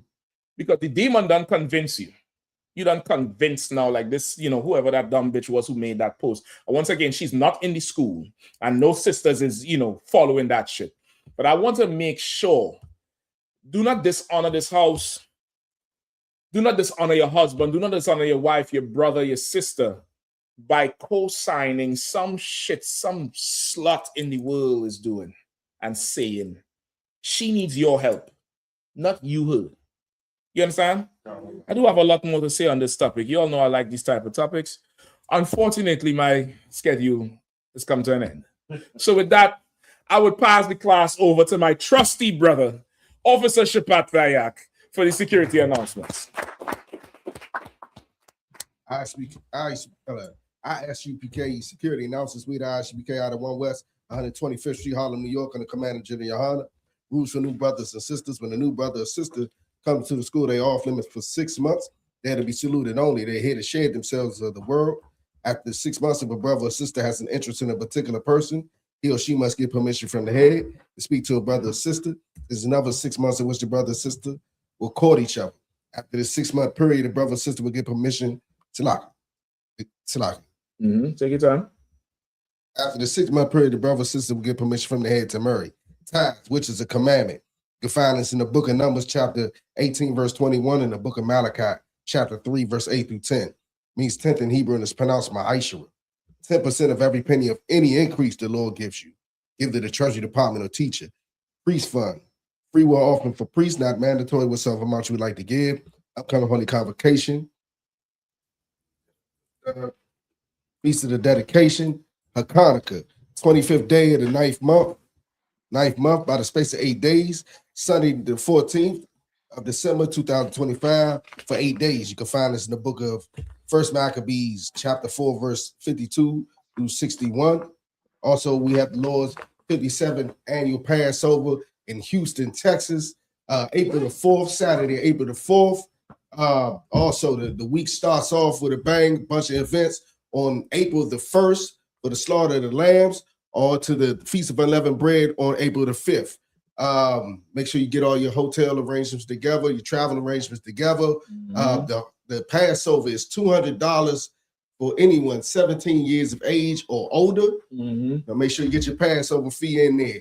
Slock, so you want to add anything else? Right, Passover is for everybody. The 17 years and over is just the fee for Passover. Everybody 17 years and over is to pay $200 per person. That covers the whole Passover. Everything is, the party, the black party, the classes, the food, the children's party, the lamb slaughter. You're all covered with everything like that. It's April 4th, as you know. Something else. Pay your tithes. Make sure you pay your tithes. 10% of all your increase in earnings must come into the priests and prophets of the Lord. ISUPK.com, or call your camp leader to find out how to handle all that whole thing. All right, go ahead. Remind Akim and Akwat and check on social media such as ISUPK.com, Facebook, Twitter, YouTube, YouTube, and so on for ISUPK materials and visit materials. If a brother wants to be a troop in the school, you start wearing all black, which includes black boots, black shirts, black pants, black headband, or scarf. And with that, I say I might, which means to stand. This is where you make seated. We'll give a courtesy salute to the teacher.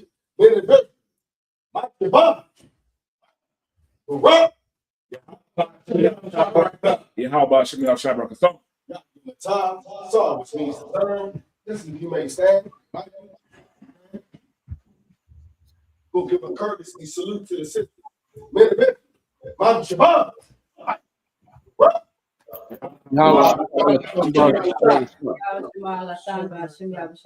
God give him a time.